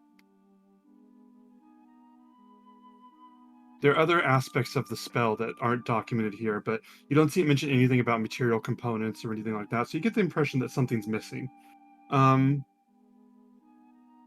It would take years for a dragon to actually be able to contribute to anything beyond just being a baby. Unless, of course, you wanted to advance its growth in some way. But there's a strong disclaimer there that advancing a dragon's growth supernaturally can be very damaging to the psyche of the dragon and lead to them not as they would have been.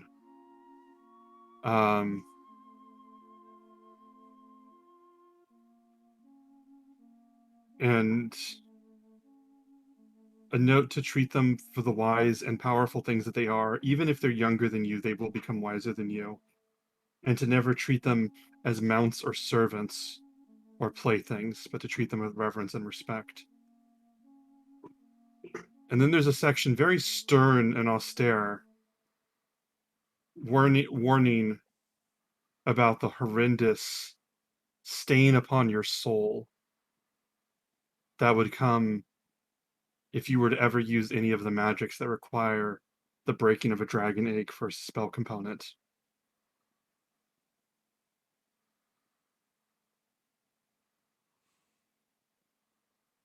It is possible, and it will not be discussed here, for we do not wish to be forever lost from their gaze and their notice. The immediate inflection being that anyone that would ever cast a spell like that will forever be ignored by any dragon for the rest of their days. Hmm.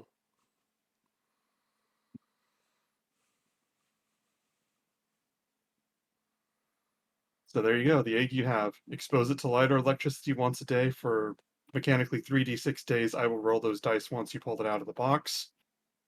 And if you do that, and then you cast that spell, which you don't have all the notes for, then whoever casts that spell and is the first thing it sees will have sworn with their life to raise that dragon as their own, and they will be its Dragonlord. Okay. The materials, I will tell you right now, finding the material components for the spell will not be that difficult. In fact, I can just give it to you with a little bit more research. It is not going to be a long-standing puzzle. Okay. Like, can I make another roll since I'm here? Yeah, or- make another investigation roll. It would just be in a different section, but yeah, make an investigation roll. Okay. Since I don't know when the next time we're coming back here is. That's a 6. You see that it you find something that refers to a magic item to cast the spell, and that's all it says. What's odd about that is that it seems to be acting like it said everything. It seems to act like it doesn't need to elaborate. Okay. Like, it doesn't seem like you found an incomplete entry. It's just an entry on the spell that says the usage of the magic item. It's like an 18th century cookbook. It's the Mhm. worst.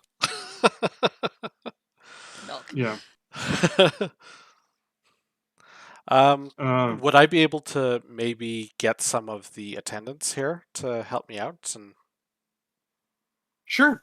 Yeah. Okay, so you help them find it, and you find a couple of tins, and they are just really, really eager. Like, you tell them, and they fucking rift. They want to be not only with like the alumni and getting points with him, but also the person who recently was in the debate halls, and also fucking Euphemian hero of Thylia. Like, every single one of them wants to be the one to get you an answer. And eventually, there's this beautiful young lady comes up and reads you his book and goes, I was reading this Euphemian, sir, dear sir, and I found this. She goes, I think that when it says magic item, I don't. And she like sees, like, she keeps looking down, like not wanting to directly make eye contact, but trying to. She goes, I think that I don't want to offend you, but I think it just genuinely means a magic item, because I'm reading it here and it says that the spell takes the energy from that item. So I think that whenever you cast it, all of the item that you're using turns into junk, and you sacrifice that to cement your to seal your bond. So it doesn't matter what item it is, you just have to. Okay, I am just I appreciate very much your help. explaining this to you, what you probably already did. I pass? There's no passing here. Oh no. Oh, Only failure. And she goes, I'm sorry, but I hope it was helpful, and if you need anything else, um and she I'll goes, just just take her hand and kiss the back of her knuckles. he's in love with Thank you you now. so much. and she just like walks away. She wants to have Oh. your babies. Oh, sorry if she was too subtle about that.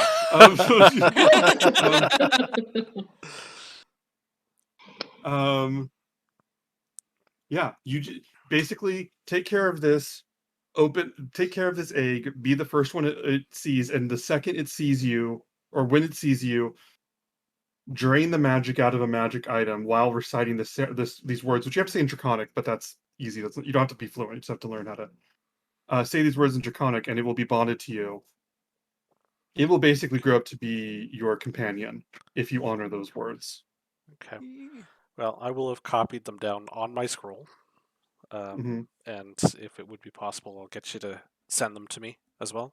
Mhm. Since you've Yeah. probably... Also, if you steeply violate the spirit of these words, then the dragon has permission, as per the spell, to fuck off. I thought you were going to And say eat me, so, Yeah. fuck I was off. gonna say that too. Me too. Yeah, kill and eat. yeah, I put it in the main thing. Okay. This is a lot of pinned information for tonight. Yeah. That's a lot. Exposition dump. The episode. Uh huh. All right. So with that, I guess I'm going to... Oh, I'd like to see if I could get some scrolls for myself, since I don't know what Kyra's going to bring, if anything. Just generic spell scrolls to write things down. No. Whatever magic I can find for myself at this point. It's, anything I don't have. Just, I don't know what I'm running into. If you're checking at the academy, I will let you take 5 first level spells of your choice. Okay.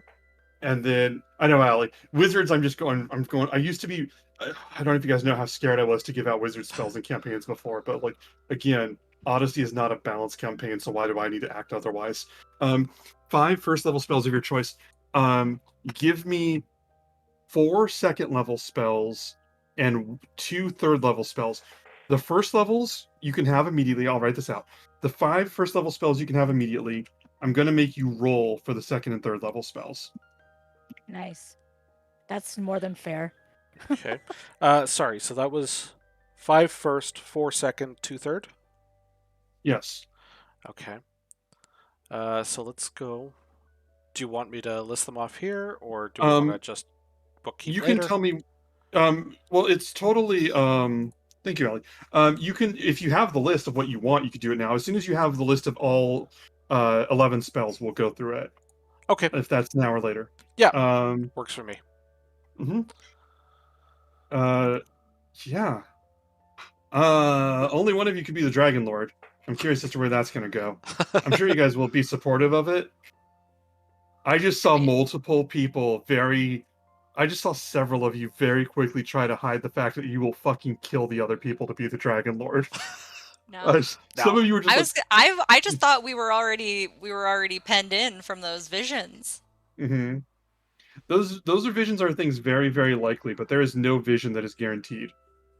Mm. The visions that Versi and anything else gives you are of extremely likely paths. They are not fixed points in time.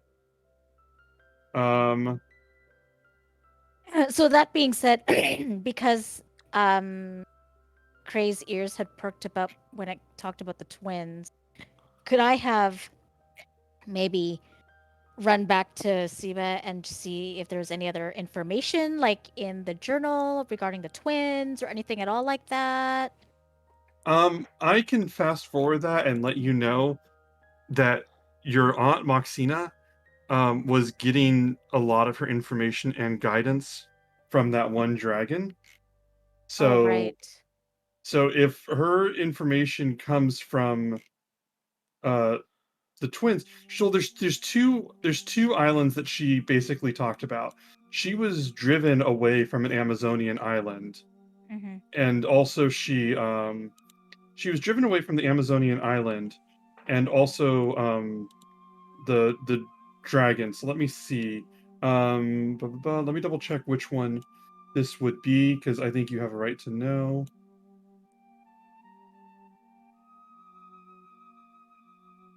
Yeah. Okay. So Themis is the name of the island.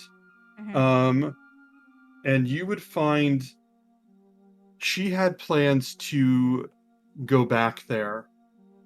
And her when she talks about the twins is like step 6 in or step 6 and 15 and like an incomprehensible 92-point plan to finish what somebody else started. It's very, very, very clear that the twins is the constellation that she will use to finish her plan for revenge. So Mm-hmm.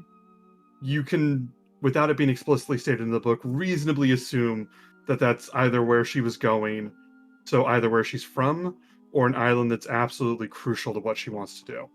Okay. Is that a fair enough answer? Oh, yeah. I just want to Mhm. make sure we get that. If I can get any type of information we can to try to help the group, that's basically Mhm. what Cray would like to do. Yeah. Um. So what was I gonna say? So yeah, you guys have these. Any other plans? I have something.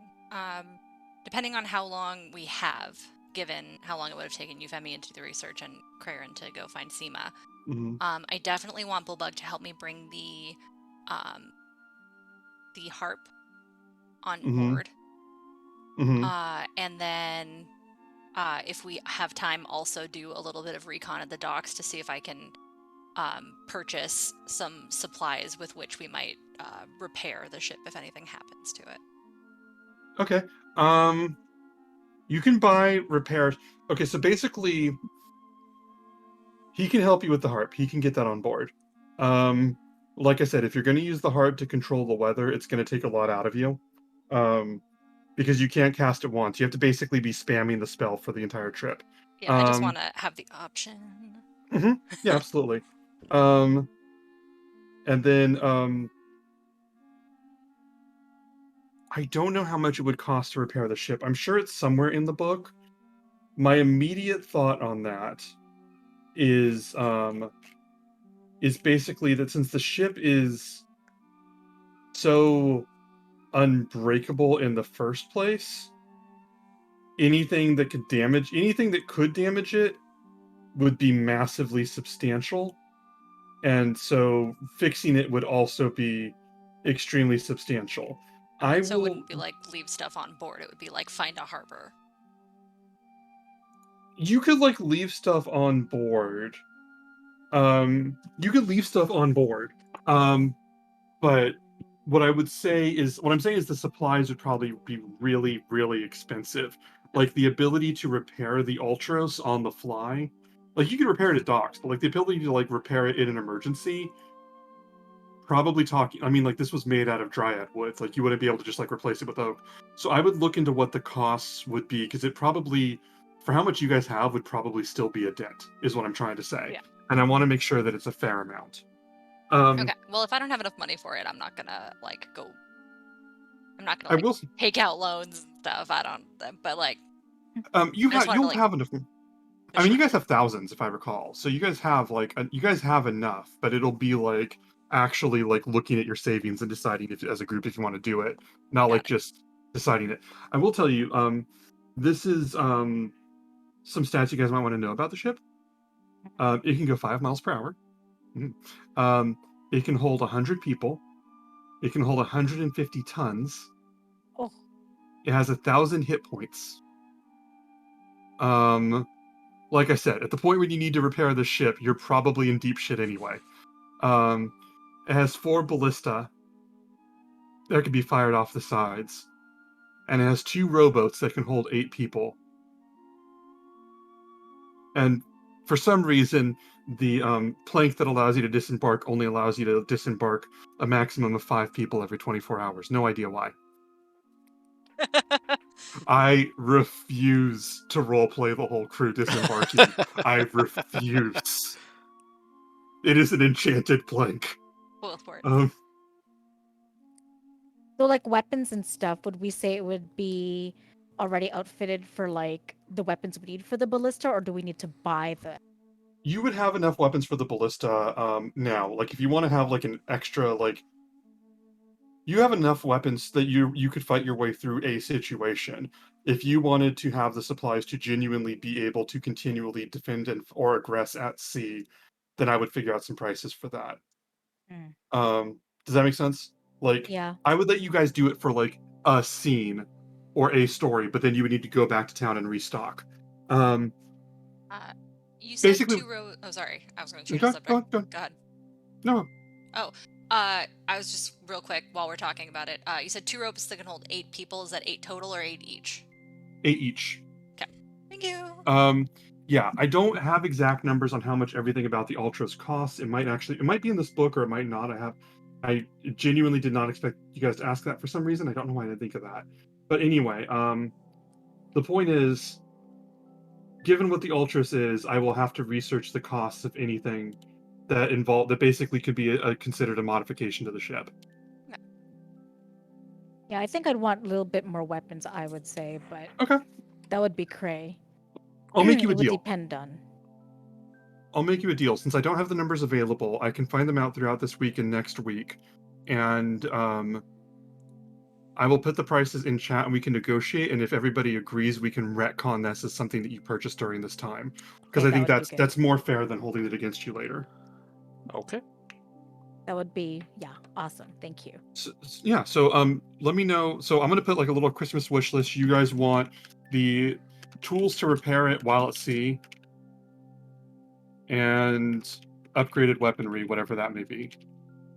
And maybe something for sacrifices. Maybe like a chicken or 2.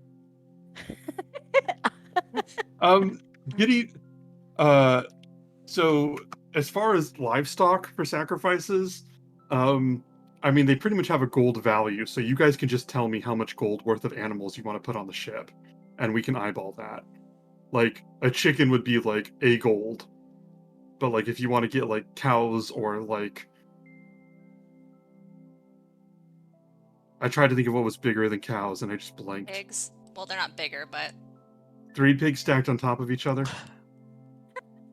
in a trench coat. Yeah. I mean, Kiki and I could probably find something awesome in the ocean to sacrifice. Dolphins. Dolphins are dicks. Do it. You know. Elephants in the ocean? Elephants in the What? ocean. What? He said dolphins, but I like elephants now. Oh! The elusive sea elephant. I thought those were called manatees, but you know, I whatever. like the idea of a sea elephant just being this creature that's like born and then just immediately just sinks. Oh, They oh my god. turn out okay though. I'm not even gonna kill off an imaginary elephant. They turn out okay. Fatima asks us not to sacrifice dolphins, but how about sharks? I mean, you know, some people have like a, you know, how about sharks? We can No. sacrifice sharks. Not sharks. I like Gotta hunt sharks. them first. Sharks do do do do. Oh god. I was Right. worried about the multiple islands you guys would see this session, and I'm Yeah, just that like didn't this. happen. That Yeah. did it. Did speaking of, Kyra was running down some lore, right? Right. On the Mhm. different constellations. Does she ever Yes. give that to us? at any She would point? return. I think if you found, since I'm not gonna pace the scenes out because you guys are running around a lot, but I think when you do catch up with Kyra, she would have just real fast. She would have the notes, and she would just scrolls, and she'd be like, "Hi, I found these." She goes, "I wanted to research them. I haven't looked into this in a while. I wrote down these notes 200 years ago, and I've just been wanting to talk about them. So I wanted to get them all together and get them right, but it's kind of a lot. But I can tell you about some of these things while we're traveling. Absolutely. Where are you going? Where are we going? Callista? Yonder. Oh, Door. yeah. Yeah. I mean, unless you have any different intel, I think we had talked about it maybe being the Geigen? Oh, the Geigen. And she rolls and she rummages through and she pulls out a scroll. She goes, "You sure? Okay, yeah." And she goes, "Yeah." And she looks at the scroll and she holds it out to you and she goes, "When we're on board, I'm gonna do this right." And she puts the scroll down and goes, "Anything else?"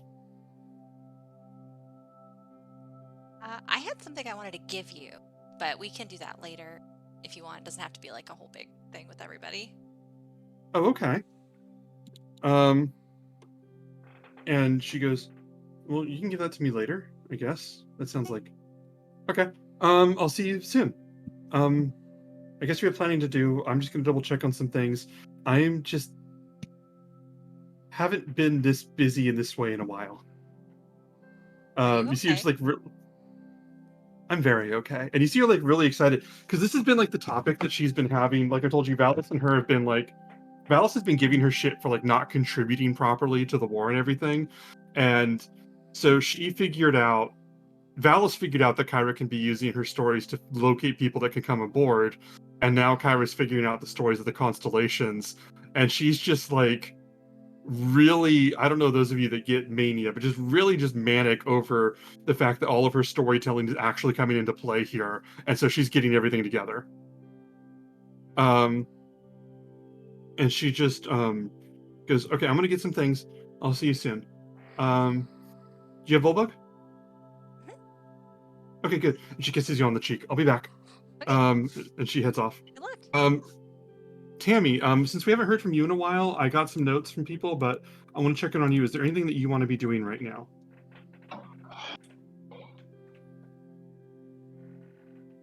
No, no specific anything. Just kind of sitting there and thinking. Just thinking about what we're doing, what we're taking on.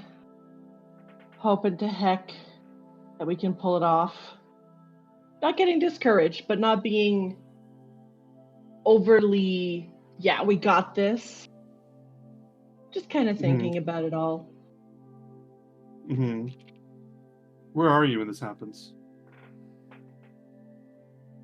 Are we on the boat or are we not on the boat yet? You guys are everywhere, so you can be on the boat if you want to, because people are just running around. I'm not worrying about the exact blocking just yet. Like, I'm playing fast and loose with this. As the rate things are going, I'm going to say you guys are going to leave like in the late afternoonish. That Mhm. seems fair. So, I mean, if you guys can fit what you're doing into that time, then I'm not going to worry about it too much.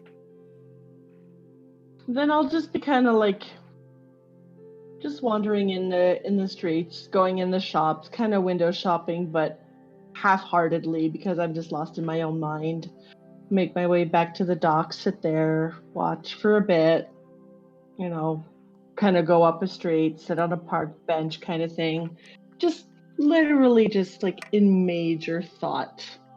Not even really noticing what I'm looking at. Okay. So you are at when you get to the docks, when you're looking out, you hear this footsteps behind you, and you hear this voice speaking to you. One second. This voice that says, "Are you ready for what comes ahead?" And you would look, and you would see the blue tiefling dressed in very fancy robes, very like ornate ceremonial things. Like, he is getting dressed the fuck up for this event. Um, and he just looks at you and says, "Kiana, do you find yourself ready, or are you daunted?" Oh, of course I'm ready. We were like ready for this. This is our this is what we're meant to do. So of course, we got this. Being meant to do something and being ready for it are two very different things. I Well, would. if you have self-confidence, you don't need the oracle to tell you that you're going to be doing something and that you're going to succeed. It's just if they say something, you should know damn well that you're going to be able to fucking pull it off. Have I told you why I revere Lutheria? No, I don't think you have. Would you let me tell you? By all means.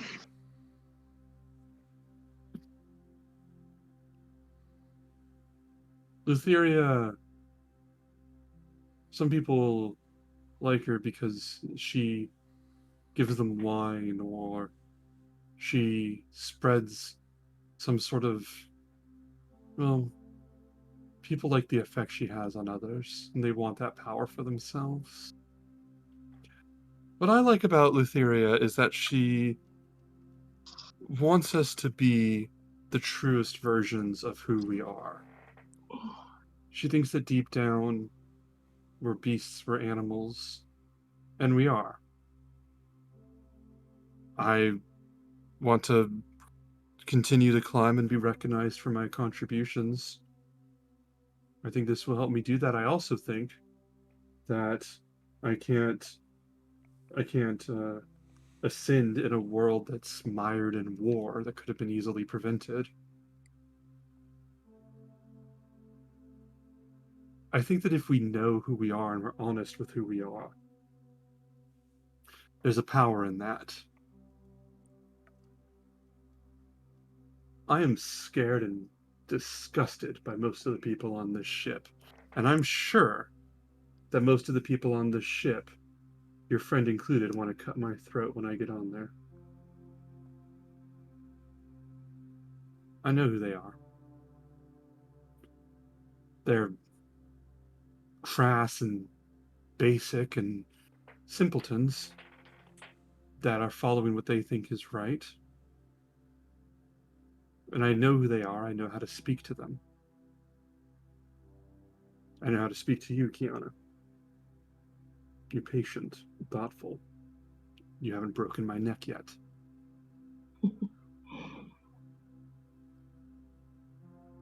It's indulgent of me to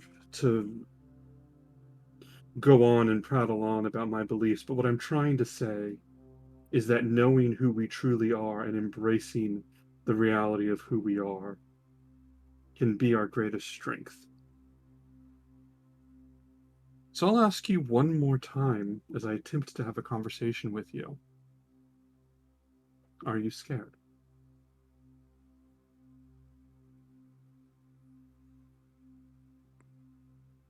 I don't know if scared would be the word I'd say. But there are uncertainties outside of our control that could be problematic. Those could be concerning. But they should also be able to be overcome. I have confidence in that. I just don't like the unexpected. I like to plan. Sorry? He said you're going to hate what's next. And what's next? How could I know? It wouldn't be unexpected then.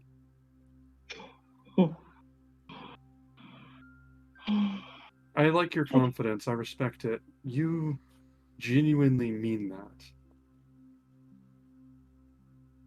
I admire that. There's a time where the thought of us possibly exploring that wouldn't be abhorrent to you or everybody else on this ship. As an observation. I'll be glad to help you any way that I can. As long as I can maintain my own allegiances. We are grateful for the help. I'm sure. Even though some of us may not show it as you may want. Deep down, as long as you don't turn against us or work against us at the last moment, we're thankful to have you on our side. We are who we are. Your friend will continue to be angry at me, and he'll continue to be short-sighted and ignorant, but I have what he needs, and he has what I need, so I guess we call that friendship. Yes, Princess. And he nods and heads aboard the ship. I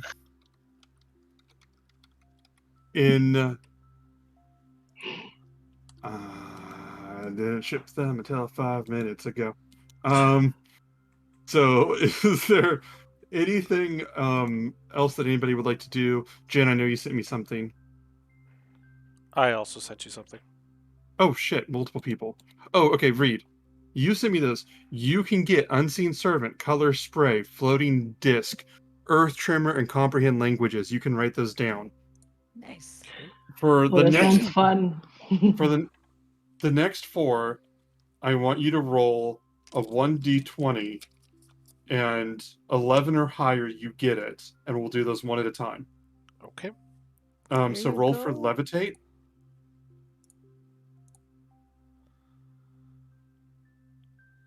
Oh 4. shit. You cannot get Levitate. Roll for Misty Step.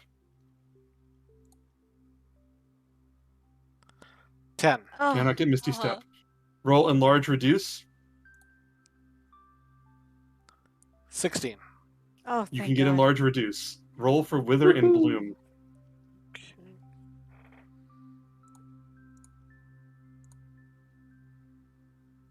11. Chandra's 11. Perfect. Wither and Bloom. There you go. Chandra's is question just about like spell creates scrolls. horny Oh, sorry. scenes. No, I was just commenting on how Chandra's creates horny scenes everywhere. What were you saying? Because he's a tiefling. That's what I do. No, I was just going to ask a question about spell scrolls. There is a method for someone who knows a spell to create a scroll, correct? Yes, Yes. it takes some time, but you can do it. Okay. You can probably do that during the ship sailing. I was going to say, we can revisit this later, but Mhm. I'm just... For your last level 3 spells, 15 or higher. So roll a 1d20 for haste. 10. Oh, No shit. haste. Roll a 1d20 for summon Shadow Spawn, and I respect your ambition. 18. 18. You may add Holy summon shit. Shadow Spawn to your fucking inventory. I was hoping you get haste because enlarge and reduce on Kiki plus haste. Holy shit! The second it wears Man, off is that just this is completely. like Yeah, this would be like a flashback to something, eh? maybe. Well, no, you'd go Oh, through and do enlarge, reduce on Cray, and then he'd get multiple hits per round, which means he'd get a lot of extra damage Mm. because he got big fists.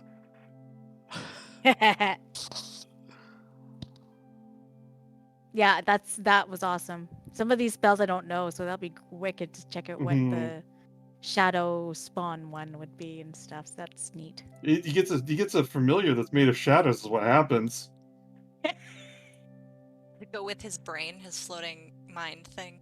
I think so. Euphemian, just a friendly reminder that you've seen me cast Misty Step a couple times, so if Okay, you're looking for it and you can't find it, we might be able to work something out. all right. Yeah. So I think Cray, you wanted to go to a specific storage. Would you like to elaborate on that? Not really. Like I just want to find like a Do you want to do this really... discreetly? Do you want to not even tell them? Yeah. You Secret? go to a store and buy a thing, and we will work out the details later. Okay, sounds good. Uh-huh. Fucking love this campaign. Oh man, how great would it be if it turned out Cray was working against you all? I would love that. I actually buy Also- weapons for the ship. Mhm.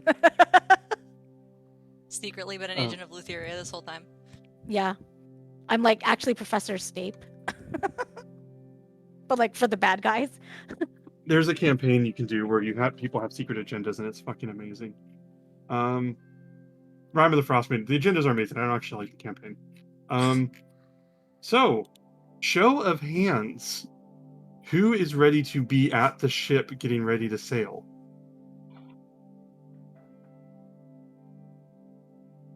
You have Clotha, Mathanius, Laureus, Pythor, Kyra, aggressively not Valis, Laureus, Chandris.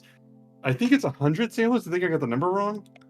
50 or 100. You have, I'll look up the exact number, but you have 50 people, I think it is. And you guys, a large crowd here to see you guys off. And when you get there, I won't do the speech, but when you guys are boarding and everything, Kyra, just completely at the front of the ship, just huge presentation with all these colors and pyrotechnics of the heroes of Thylia, and she's basically pointing and throwing out like fireworks out of this hand, and then like steam, and then confetti, and then just different color blasts, and just doing this whole show. People are just cheering and just screaming, and one person asking if you got their helmet, and all of these people shouting. Whew. And then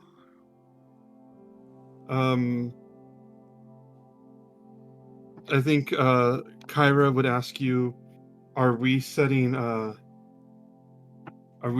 sail for the are we guiding by the constellation of Geigen? Just confirming one last time. Yeah, I think that's what we all wanted to. We kind of discussed a bit. So yeah. Mm-hmm. She's all right. She goes, I don't know how to give orders for this. And Pythor goes, I got it. He just like full on pushes Kyra to the side, like her stumbling, like not even necessary because like there's enough space, just purely his own bravado shoves her to the side, and she stumbles. He goes, I got this. All right, hoist the mainsail. He goes, and he just hoist mainsail. So he tells him like, go. He just goes, tell them down there to get ready to start rowing. And he shouts and begins barking orders about turning the ship and about everybody getting ready. Just telling them to pull up the plank and just shouting things back and forth to everybody. I want to say hoist the mainsails because that's a pirate thing. That's not the campaign we're doing. He's giving out all these directions as people beginning to cheers. You guys are beginning to pull away and sail off across, away from Mitros. The city getting smaller, and that statue of the Colossus reaching out, almost waving goodbye now. I don't know if anyone sees it, but as the ship goes away, I actually blow a kiss to the Colossus. I'm probably too far away for anybody to see anything, but I do.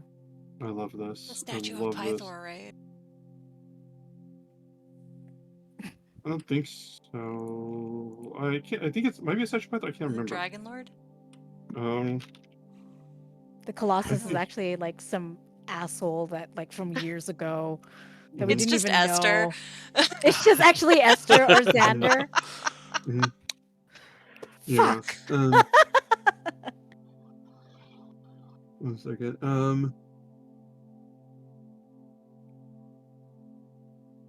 What was I gonna say? You guys are sailing for what was it? Quite a while. Out on the ocean, into the night, and as you all are sailing and you see the night stars. 1 second. As you all see the night stars,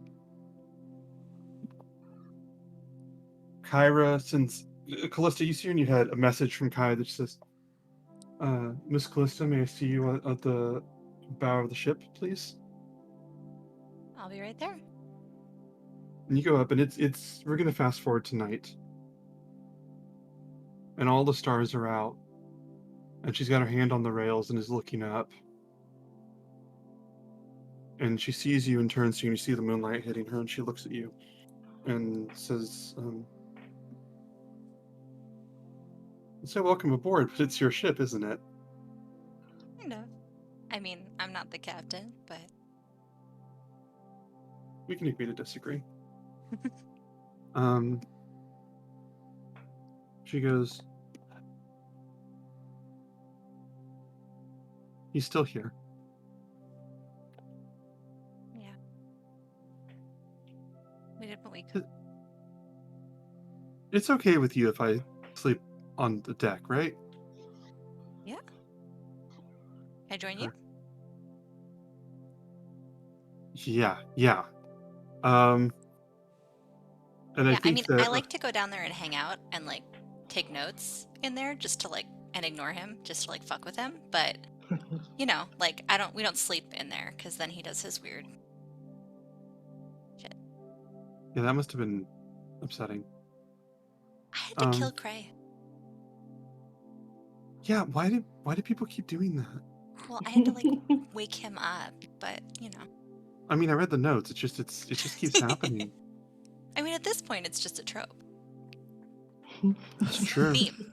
You know, if we don't do it, then people will forget what they're reading. Yeah, it's a weird trope for a story to keep killing the same person over and over again. But I guess it could work. Could I technically be a sacrifice then? I mean, kind of. Maybe, yeah. Oh my god, they killed Crayron! There we go. I got you. Kyra indirectly for predicting South Park. Okay. I will now at this point take out Esther's journals from my bag. And I'm just gonna say, so while we were down there, I took these. I transcribed anything I felt was important. It got a little rambly and weird. I figured I'd kind of let you decide what we do with them. I mean, I don't see any reason we need to keep them.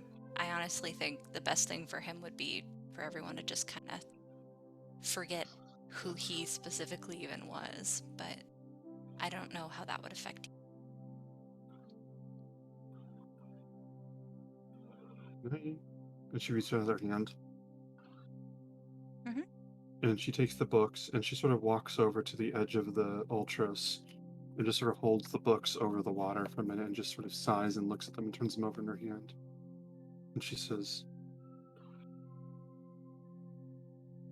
"Do you know why I like stories?" I mean, I could guess a few reasons, but I don't know Probably, what you're but I getting think at. one of the most important ones is, well, my sister doesn't really get, is their wisdom of their own. You can learn from people. You can in history you can learn from people, and in stories and fiction you can learn who you want to be. You can learn what's important to the writer, and people will get to learn how great the four of you were, and they'll get to want to be like you someday when they read those.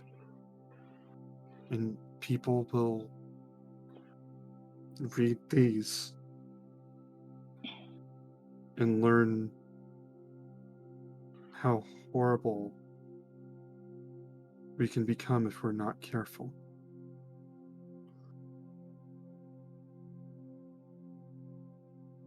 These are sacred. I hate them.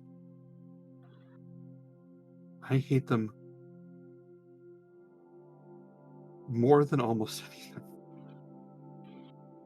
Please take very good care of them. Okay? Yeah. We have to cherish these stories and respect them. And she takes them and she walks over and hands them back to you. I'll just put them back in my bag. She goes, "Do you want to hear another story?" Always. And she sort of takes your hand and sits down and then lays back on the deck so she's looking up at the stars. And she points up and she goes, "That's the constellation of Geigen. You can see it looks like it's got 6 arms and 1 eye. When the Dragonlords first arrived, there was a lot of fighting between the newcomer and the native races. Blood was spilled. Esther loved the warfare.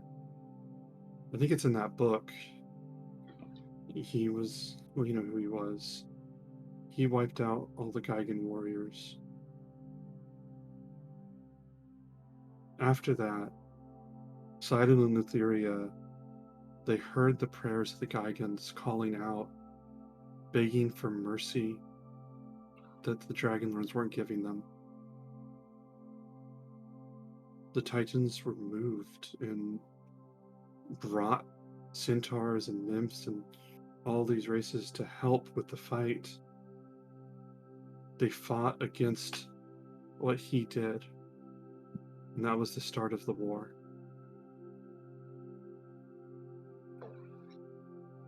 There aren't a lot of Geigens now.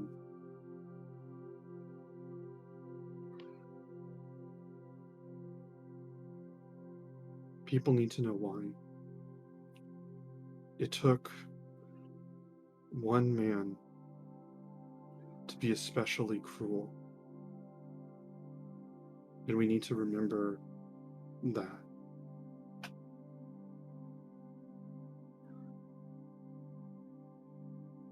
I was going to tell you the stories of all the constellations one by one, but you picked a really dark one to start on.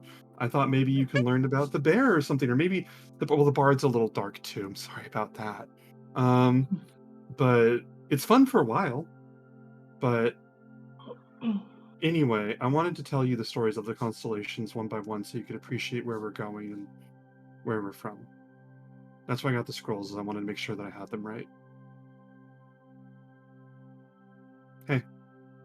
Yeah. And she kisses you on the cheek, and she goes, "Thanks for keeping the books." Of course. That's one down. I'm going to save the others for the right time. You can't just do an info dump on everything. We have like the session that has all the info dump. Mhm. Hey.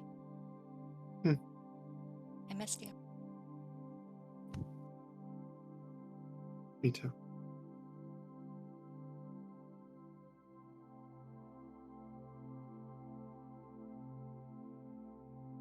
Unless anybody else has anything they want to do, we can skip to the next day.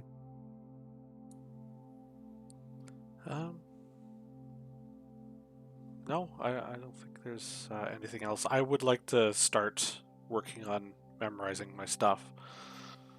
Absolutely. Absolutely. I don't know the times on that because your ability's weird, but feel free to do the math on that. I trust you. It's 2 minutes per level, so Fuck like you. it's trivial amounts of time for that. It's just the gold that's really a I really bottleneck. hate you. There's really hate you. Why? No, it's not. It's no. I don't hate you.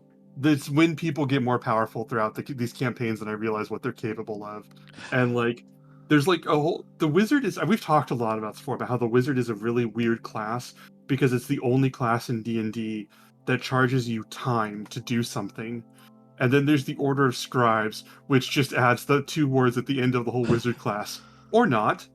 And it's so weird to me that like there's a whole class based around how you spend time, and then a subclass that decides just to not do that anyway. D&D's weird. And if anybody ever gets me drunk or on Discord, I will ramble about it. Oh, that sounds like maybe a 60th episode thing to do. Oh, I think Reed and Allie might know because I've talked to them before. I don't actually like 5th edition that much. I like what people do in it, but I don't like a lot of the system. The whole thing. But could we say that I had a chance to, like, before we go into the next day, just use my sending stone to, like, chit chat to Seema. Well, not chit chat. It's literally one message. But, what do you want to send her? Or do you want to write her anything? Or do you want to say that you did? Just like, okay, we're on our way. We're heading out. Good luck with everything on your end. Hope you're doing okay. That kind of like rambly, like, I love you, I miss you, type thing, Kissy kissy XOXO. End of the message, And she just send back and just say, thank you. And you'll be okay. But I'll still check in.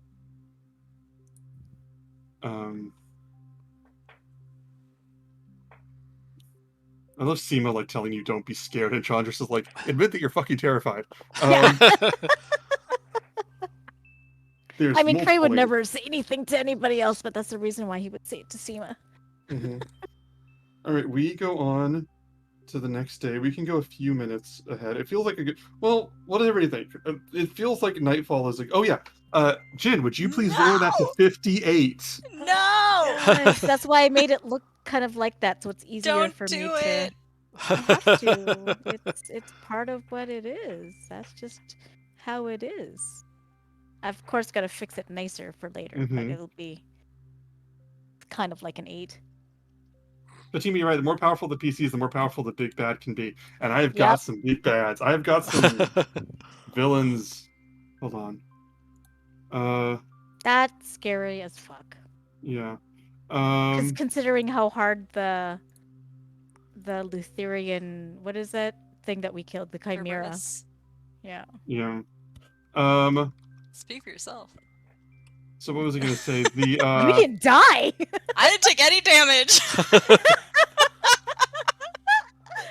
I feel like this is a good stopping point at 9:54, unless there's anything else anybody else wants to do.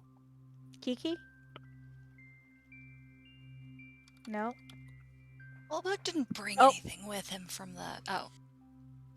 I was just going to say that anything, I'll just kind of walk around with Pythor and just listen to any of his ramblings or musings or reminiscing or bragging, whatever it is, like when he was out and about doing things on the ships here, just to kind of see if there is anything I can learn from him.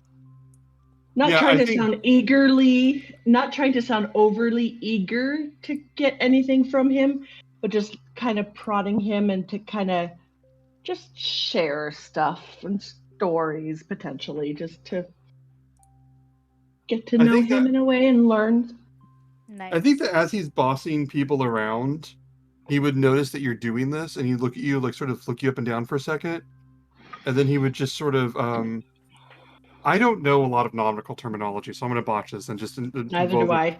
But he's like he'll turn and he'll like shout to people and like give them like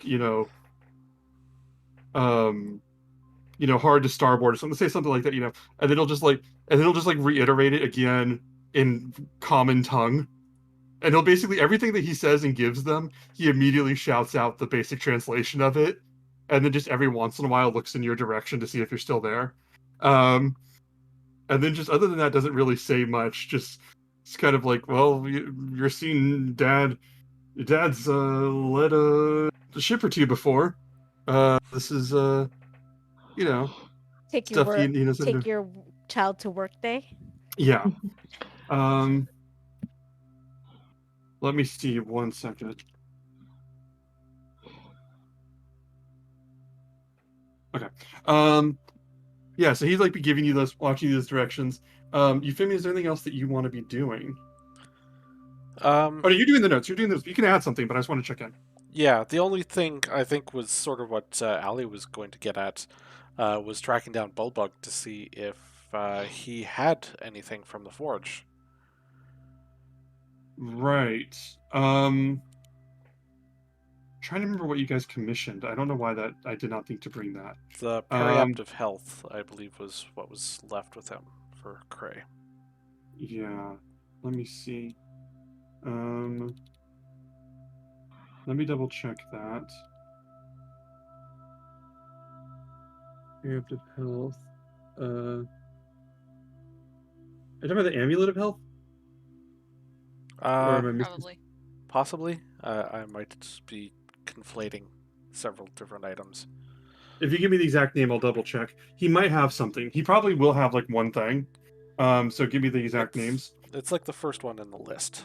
Okay, yeah. The amulet of health. Yeah, he would have that for you.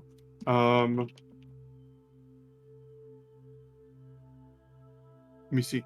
I think that what you have, I think like when you see him, when you go to see him, Euphemian, he would just sort of, just to reconcile this in a way that I think fits, would just be like, oh yeah, I've been meaning to, yeah. Just like reaches into like his pouch and like pulls the thing. You told me not to forget it, and technically I did it, so I'm still an apprentice. And he like hands you this bunched up like the amulet, like completely balled up in a chain. Give it to you. He goes, "Can I be honest with you?" Absolutely. Anytime you need to. I think that I think he's kind of a jerk. I don't think you're wrong. I got no problem speaking my mind most of the time. I just don't know if I'm allowed to say it around, gods and the people who work for them. So I don't mean to offend you. I don't. If I said it was rude, I'm sorry. I would rather that you're as honest as you feel you need to be than that you hold something back and let it He's an fester. asshole. Oh God, is he an asshole? Just, I just fuck.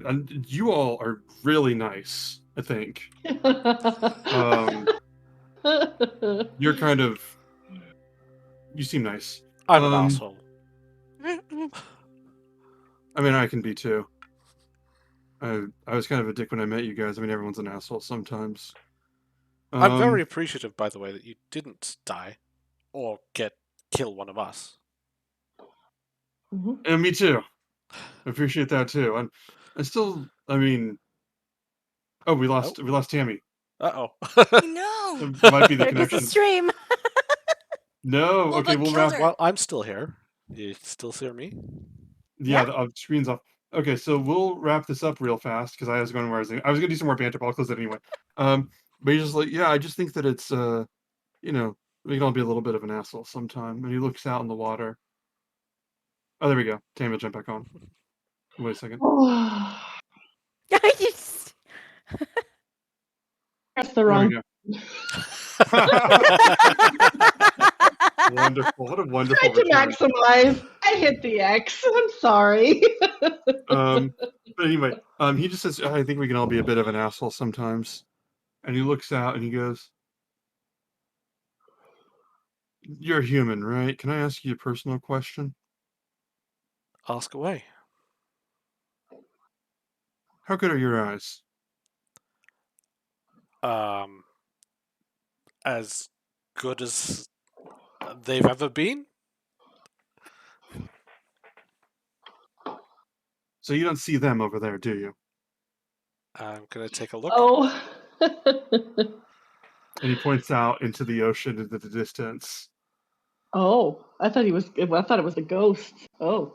No, he points out into the ocean into the distance where you can see a bit of shadow by moonlight, as in bad lighting, not like the shadows, but something in bad lighting sitting on something in the water. They're maybe looking at you or away from you, it's hard to tell. Yeah, you can barely see what he's seeing, but he obviously sees it and goes,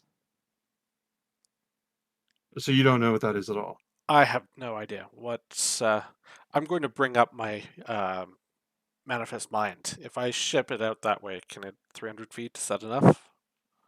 Oh, and then you can see from there? Yeah, I Um, can go okay, 300 so feet forward. you ruined my cliffhanger.